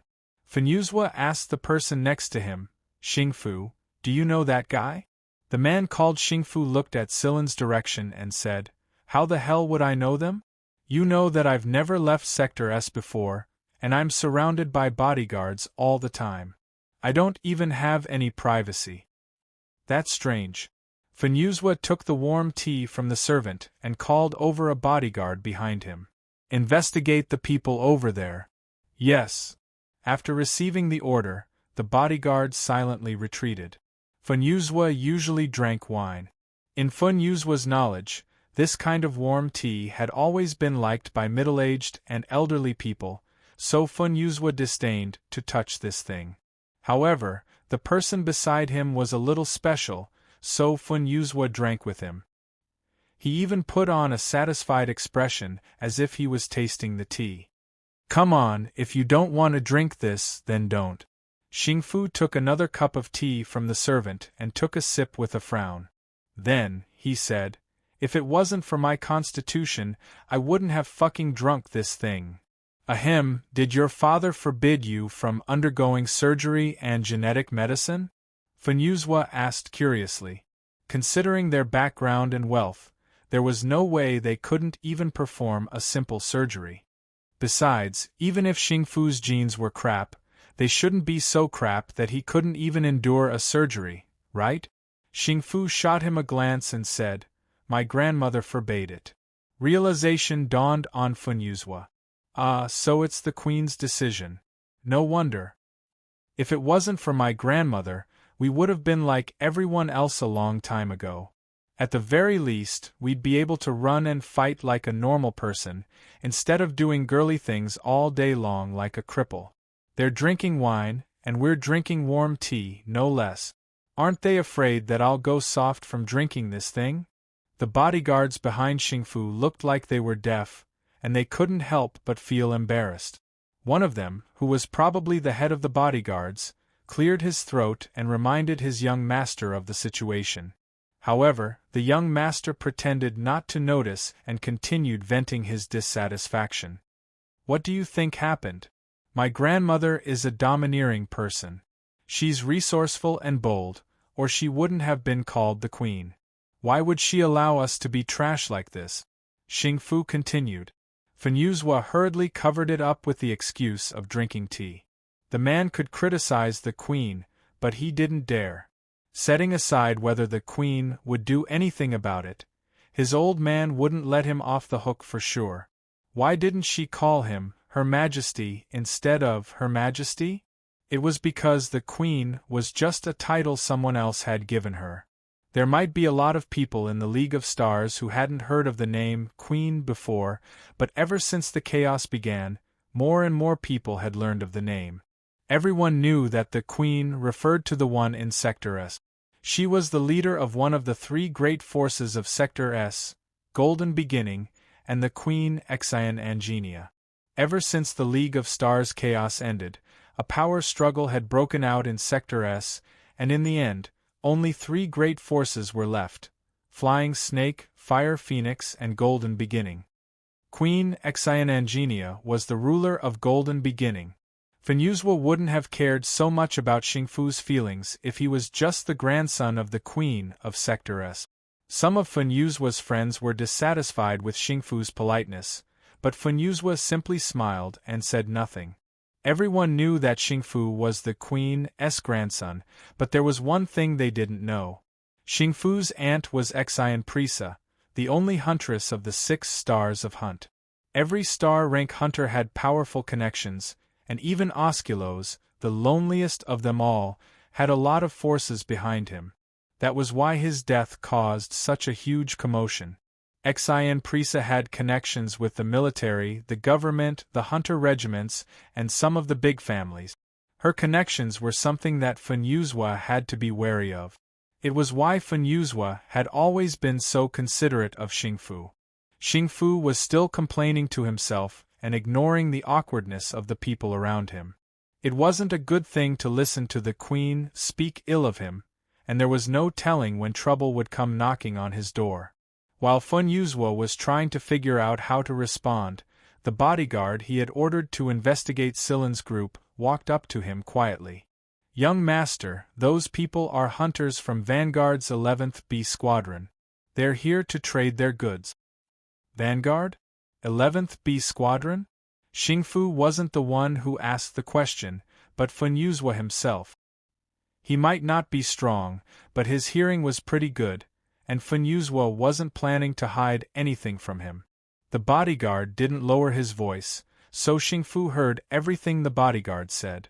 Although he wasn't familiar with the situation outside of Sector S, Xingfu still knew some basic information about the 4 great hunter regiments. He knew that Vanguard had 10 B squadrons, but since when did they have an 11th B squadron? Fan Yuzhua had the same question on his mind, so the bodyguard hurriedly explained, "It's a new group, so there aren't many of them." Seeing that the bodyguard was hesitant to speak, Fan Yuzhua got angry. "If you have something to say, just say it." "Well, I've looked into it. The person who received the goods gave me a list of the members of the 11th Division. Among them is the name young Master Lung is looking for." Cough cough. Cough cough cough. Fan Yuzhua was so agitated that he choked and his face turned red. Xingfu patted Fan Yuzhua's back. "Calm down, calm down. Calm my ass." Fan Yuzhua roared in his heart. "You're talking about, Silen?" Fan Yuzhua asked hurriedly. The bodyguard nodded. "I've checked on the other members of the 11th Division. Quite a few of them used to be from the 6th Division, but the problem is that Silen doesn't look like what Lung showed us." After catching his breath, Fan Yuzhua took a few deep breaths and turned to look at Silen's group. However, Silen had already been dragged away by Yudi to discuss the deal, so Fan Yuzhua couldn't see Silen's figure from where he was. Not long after the League of Stars descended into chaos, young Master Lung contacted a few of his friends in various fields to search for the person named Silen. However, there had been no news since then. Not even Vanguard's 6th Division members knew about it. How could Fan Yuzhua not be excited when he suddenly heard news about Silen? It wasn't because he was close to Silen, but because of young Master Lung. If this matter was confirmed, Fan Yuzhua was certain that young Master Lung would help him solve the difficult test his father gave him not long ago. "Young Master, should we continue the investigation?" the bodyguard asked. "Of course. It's most likely him." "Should we contact young Master Lung then?" "Not right now. Let's wait until I confirm it. Have the person in charge of the goods stall them." "Understood." Fan Yuzhua suddenly remembered something and called out to the bodyguard who was about to leave. "See if the cat young Master Lung mentioned is here. If it's here, then it's Silen." "Got it." After the bodyguard left, Fan Yuzhua finally remembered that he had been too focused on Silen and neglected Xingfu.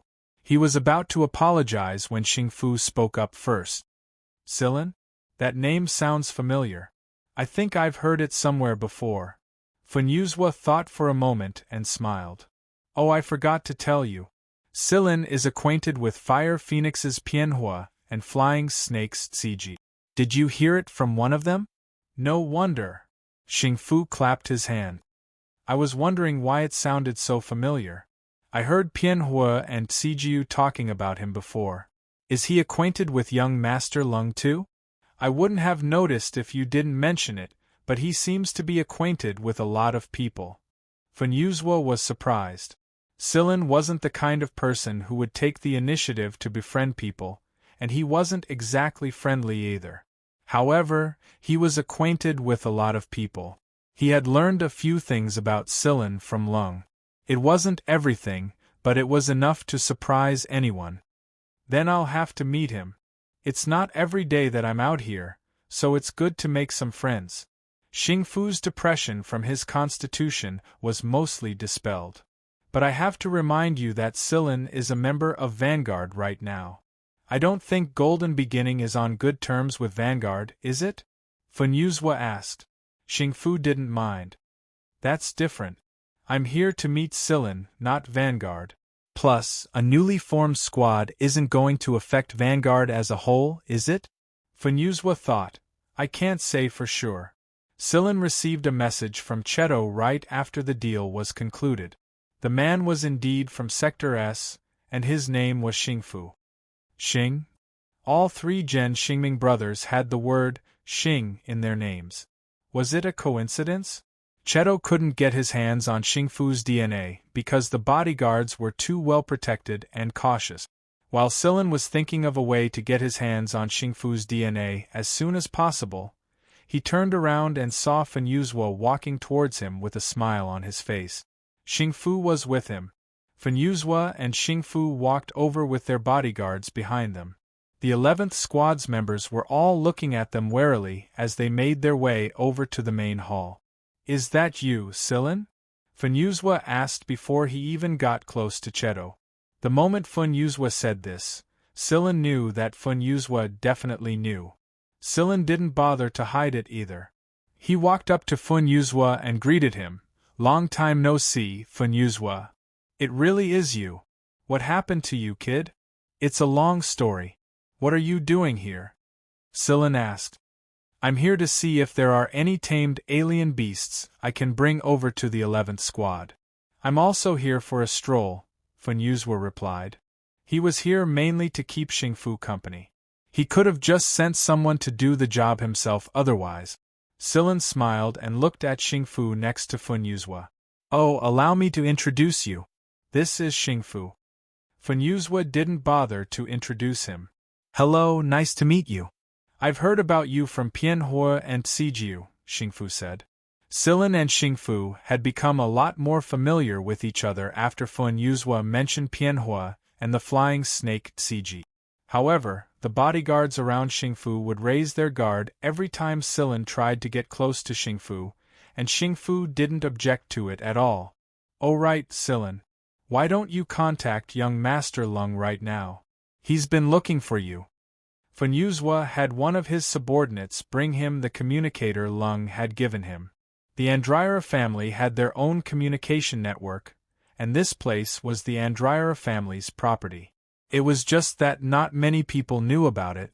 When Lung received Fun Yuzhua's message, he was wearing his precious slippers and sleeping on a shell bed that was even bigger than the one Sillin had seen before. I'll give you 10 seconds. Lung yawned without even opening his eyes. Young master, I'll let Sillin talk to you directly. Fine, then tell him to, fuck. Who did you say just now? Lung immediately sobered up, straightened his body, and rolled down from his bed of shells. Fun Yuzhua didn't answer. He passed the communicator to Sillin so that Sillin could talk to Lung. You sure have unique taste, Sillin said while looking at the shell bed on the communicator. Lung crawled to his feet in a hurry. When he saw Sillin on the communicator, his face twisted for a moment before he squeezed out a few words. Fuck you. It's been a few years since we last met, and this is what you say? Why did you change your appearance again? Pretending to be dead again? This is my original appearance. I didn't pretend to be dead this time. I really had some business to attend to before I left. Now that I'm back, I've just established a new B Squadron, Vanguard's 11th B Squadron. You can invest a little when the time comes. Lung was silent for a few seconds before he said, I'll fuck you again. Behind Lung, the little old man Berzet reminded, Young master, please pay attention to your etiquette. When he heard Berzet's words, Lung paused for a moment before he abruptly ran towards the small study. After he entered, he pulled the door shut behind him and shut Berzet outside. That little old man is too annoying. Let's continue. After Sillin chatted with Lung for a while, Lung said, Where's Wheeze, Sillin? Call it over and talk to Lord Cat. I got a lot of good cat breeds this time.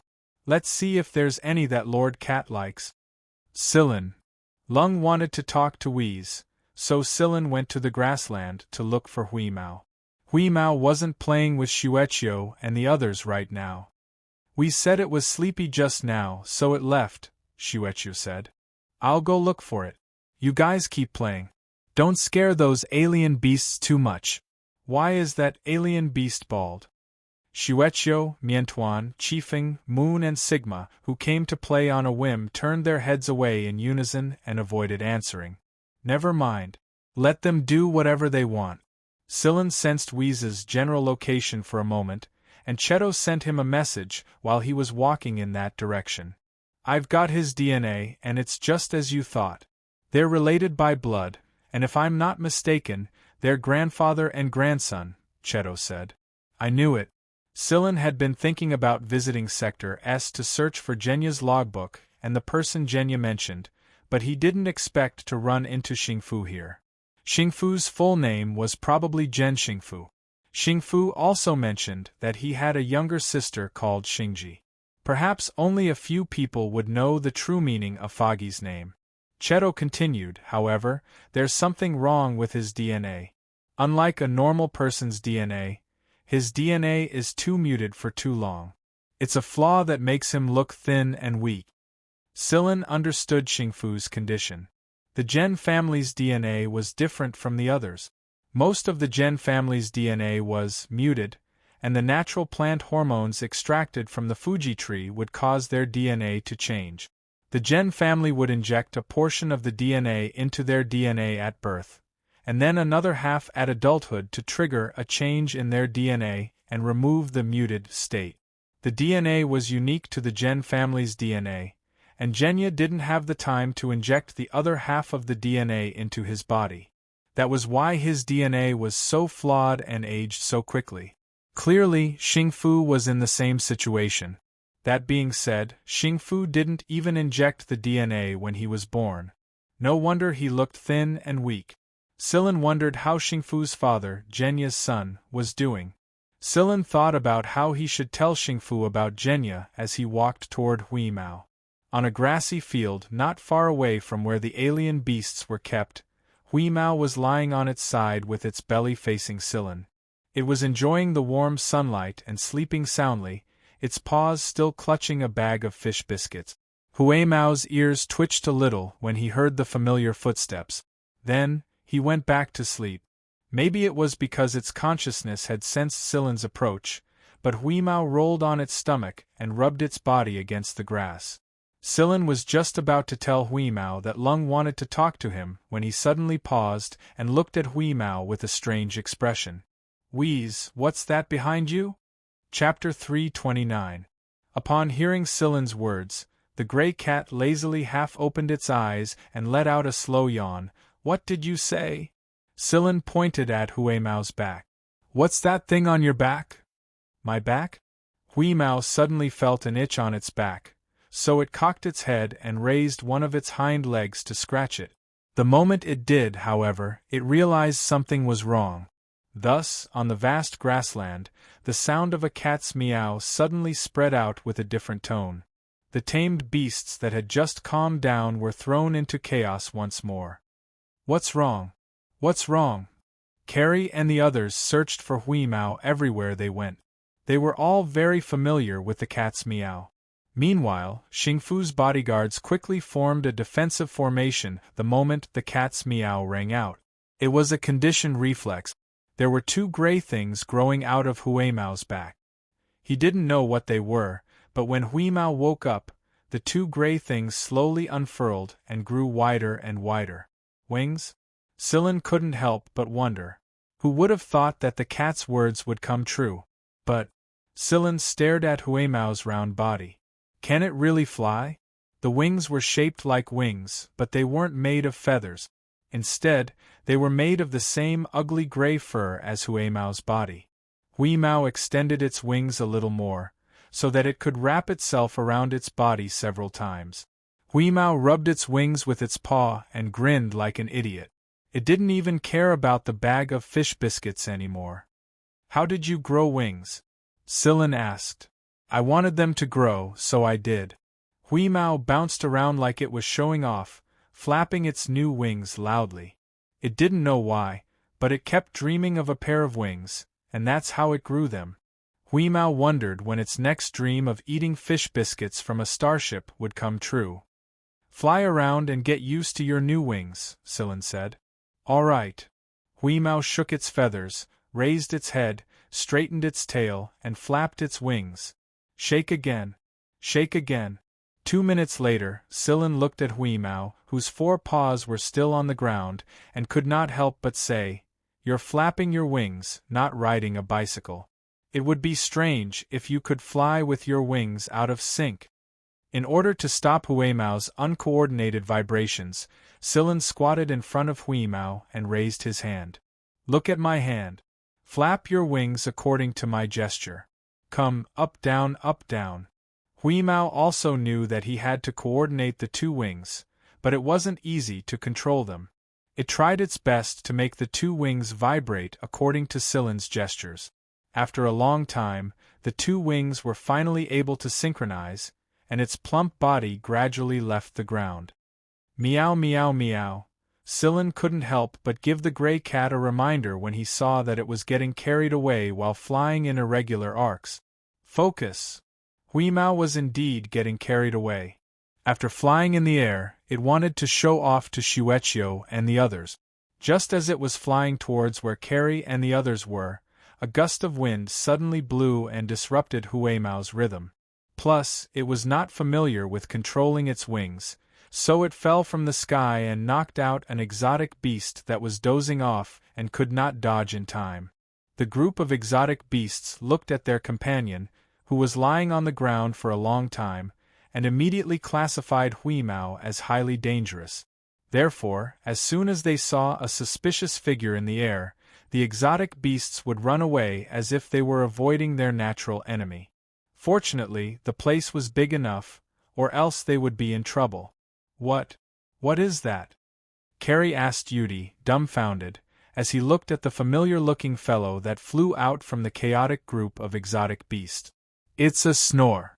Cats don't have wings, right? Normally, yes. But that fat cat doesn't belong to the normal category. TSK. Other people fly like eagles, but this one? From afar, I thought that it was a wild duck at first glance, but when I looked closer, oh my, it's a fat one. Carrie pointed at the gray cat flying leisurely in the air, not far away, and said with a smile, I'm afraid we'll have a lot of trouble in the future. Yudi sighed. Carrie couldn't agree more. Since Huimao could fly now, Moon and Sigma flew up to play with Huimao and help Huimao familiarize itself with its wings. While watching Huimao, Moon, and Sigma fly in the air, Shueqiu squatted next to the fence and bit its paws. Tang Qiuqiu couldn't stand it anymore and tossed it a hoverboard. See? That cat doesn't have time to talk to you right now, Silin said to Lung on his communicator. Lung also saw the blurry figure in the sky and became excited when he learned that Huimao had just grown a pair of wings. Quick, call Grandpa Cat over. I've never seen a cat with wings before. Silin called Huimao over to greet Lung, and Huimao did come over. But after a brief greeting, he flew back to chase after the bird with Moon. They were obviously fast enough to catch up to the bird, but they just had to stay 10 centimeters behind it and scratch it with their claws from time to time, scaring the bird so much that it kept chirping away. It looks like the good breeds I got aren't going to work. Let me see if I can find a female cat with wings, Lung said in a serious tone. Are you free right now? You still have the time to care about something like this? Silin said. Of course not. Lai Long grumbled at the mention of this topic, but he glanced at where Silin was and winked at him.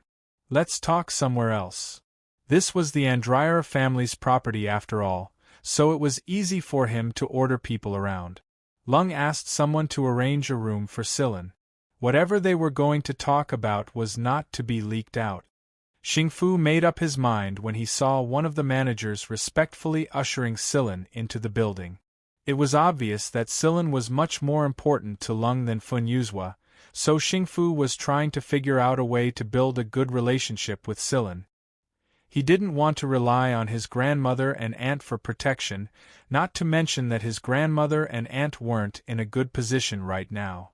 He shouldn't trouble them with everything, so he needed to establish his own network of connections. After Silin entered the room that was decorated to look like a study, he inspected his surroundings. The protection measures in this room were indeed very good. Silin, isn't the situation in the Hunter Alliance a little unstable right now? Lung asked. Yeah. The conflict between the four great forces is growing more and more intense, and Vanguard and Heaven's Birth are probably going to fight each other very soon. How are you guys doing? What else can we do in this situation? No one can rest easy. Lung's expression turned serious. Something happened in the army. Outsiders only know that the 8 marshals are in power, but there's one thing they haven't told anyone. Only 3 of the 4 Heavenly Edict generals are still alive. Silin was truly shocked. That was a Heavenly Edict warrior they were talking about. Setting aside the fact that they weren't surrounded by guards, they were incredibly strong themselves. Killing a Heavenly Edict warrior was no easy feat. For example, when Silin killed Osculos, it was all thanks to a combination of factors that Silin seized the opportunity to do so. Strictly speaking, Silin wasn't the only one who killed Osculos. Huimao and Cheto had contributed as well. Do you know who killed that Heavenly Edict warrior? Lung asked mysteriously. Who? Si Huang. Who was Si Huang? Silin was puzzled. Oh, maybe you don't know this yet, but he's pretty low-key. Si Huang, it's Azrael's. Lung gave Cheto a thumbs up. That guy killed a Heavenly Edict warrior the moment he did. The balance in the army has been messed up a long time ago. The 8 marshals are in power, and the CI family and the U family are the strongest among them because they both have a Heavenly Edict warrior. As for the last Heavenly Edict warrior, he's keeping a low profile because no one from his family is among the 8 marshals. His actual military power isn't as strong as the 8 marshals, but he does have a lot of other non-military forces under his command. He's actively avoiding the CI and U families. He's a smart man. The CI family was CI Jincheng's family, and the U family was Yu Linglong's family. Be it the military, the government, the business world, or the academic world, these 2 families had powerful connections and networks. Add to that the fact that they had a Heavenly Edict warrior in their ranks, there was no doubt that they were powerful. The Heavenly Edict warrior's presence wasn't just because he was powerful, but also because of his connections and deterrence. This was the only way the Heavenly Edict warrior could gather more forces for their own use. It was no wonder that the 3rd Heavenly Edict warrior was avoiding them. Silin, the military and the government are now divided into 8 factions. The relationships between them are complicated, so you hunters shouldn't get involved. Even if others want to get involved, don't join them. They're just cannon fodder. The power of the army is far greater than people can imagine. This is what CI Jincheng and Knight told me as well. They told me to tell you in passing. I understand. I have a lot of things to do, and our new team doesn't have many members, so we'll do what we can. Lung and Silin's conversation only lasted for an hour, but the amount of information Silin had gathered was enough for him to investigate for a long time. There were some things that Silin wouldn't have access to in such a short period of time. As expected of the Andryra family, they had a lot of information at their fingertip. Silin believed that Ji Feng knew about these things as well, but Ji Feng wouldn't tell him. Ji Feng probably didn't think that Silin would learn these secrets from Lung either. Silin, be careful of the Yu family. Don't get involved. Yu Linglong might not attack you, but the rest of the Yu family might not. This was the last thing Lung said to Silin before he ended the call. Silin knew that there were many things that Lung hadn't told him, but he could guess a few things from what he said. What a chaotic era. After the call ended, Silin stayed in his room and pondered quietly for a moment, sorting out the information he had received. Azrael, Si Huang. As expected, they were both unfathomable people. Azrael's men didn't come looking for him, but Scylla didn't think that Azrael's men and Gaidar didn't know about his return. They were probably preparing to deal with the League of Stars first before coming looking for Scylla. They didn't think that Scylla could do well in a foreign galaxy in just 2 to 3 years. Just as Scylla thought, the reason Azrael's men didn't spread the news of Scylla's return was because they wanted to deal with the League of Stars first. After Si Huang killed the Tianzhao warrior, Azrael had a lot of trouble to deal with. Every Tianzhao warrior was related to many people, and Azrael had to deal with these people first. Currently, Gaidar wasn't with Azrael's men. There was a rumor among the hunters that Gaidar would be the new solo hunter after Osculos, becoming one of the 6 stars of hunting. The military was a mess, but how much better were the hunters? When Scylla went out, Huimao was holding a mole in his hands. When it saw Scylla, Huimao flapped its wings and flew over. Now that Huimao was familiar with using its wings, its flight was a lot more stable. Based on Scylla's understanding of Huimao, the cat was sometimes even better at playing dumb than Moon. No one would have guessed that the cat was actually listening to Scylla Hulong's secret conversation while it was flying. "Are you done eavesdropping? Don't tell anyone. Don't tell anyone." Scylla looked at the gray cat. Whis tossed the listless animal to the side of the grassland. After the animal regained its freedom, it immediately changed its listless appearance and began to dig a hole with its claws. In the blink of an eye, it had burrowed into the ground and disappeared. "Is there a lot of trouble here? But I don't think there's anything to worry about. Worst comes to worst, we can just bring our people to Master Second Grandpa." It was getting better and better at calling him Master Second Grandpa. Scylla smiled but didn't say anything. It wasn't easy to run away from a giant whirlpool like this, but it was also an opportunity for the 11th Squad to grow stronger. Heroes are born in troubled times, and I bet there would be a lot of good seedlings in this chaotic environment. Right now, Scylla was looking at Xingfu's direction. It would be a lot easier to get to Sector S with Xingfu leading the way, and Scylla would be able to find the notebook Genya mentioned as soon as possible. Then, he could take it to the Queen. He would have a great help when the time came. Without the notebook as proof, Scylla wasn't stupid enough to run to the Queen and say anything. After asking Xingfu about their next plans and learning that they were returning to Sector S soon, Scylla expressed his desire to travel with them. He didn't go into detail about his true goal and only said that he was going to meet a friend at Sector S. Xingfu was very welcoming of Scylla's company. Now it was a 3-way trip. Scylla, Xingfu, and Fun Yuzhua. There were only a dozen or so Lan Hudi people who came to pick up Guadai Shichi and Swallowtail, but every one of them was an elite. When they learned that Scylla's group had saved Guadai Shichi and Swallowtail, they thanked them sincerely. However, Huimao flew up to them right after they thanked them, and they looked like they had just drunk a bucket of bitter melon juice with chili.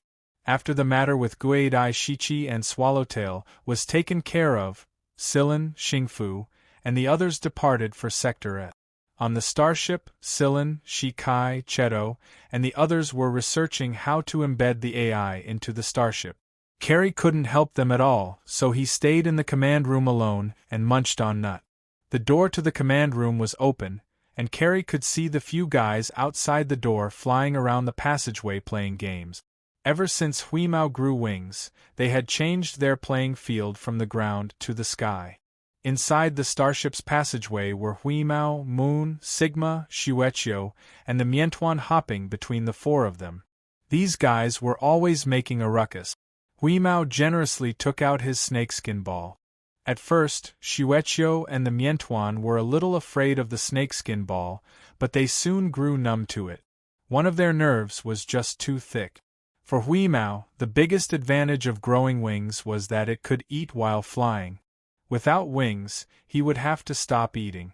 He could only continue after he finished eating. But now, Huimao was flapping its wings and munching on a bag of dried fruit. Everywhere it flew, there were food crumbs on the floor. The more Carrie looked outside, the deeper his frown became. The bag of dried fruits Hui Mao was holding looked very familiar.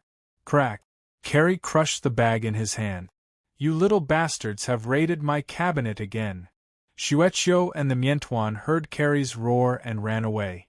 Hui's wasn't afraid of Carrie though. It leisurely flew to the door and cast a glance at Carrie.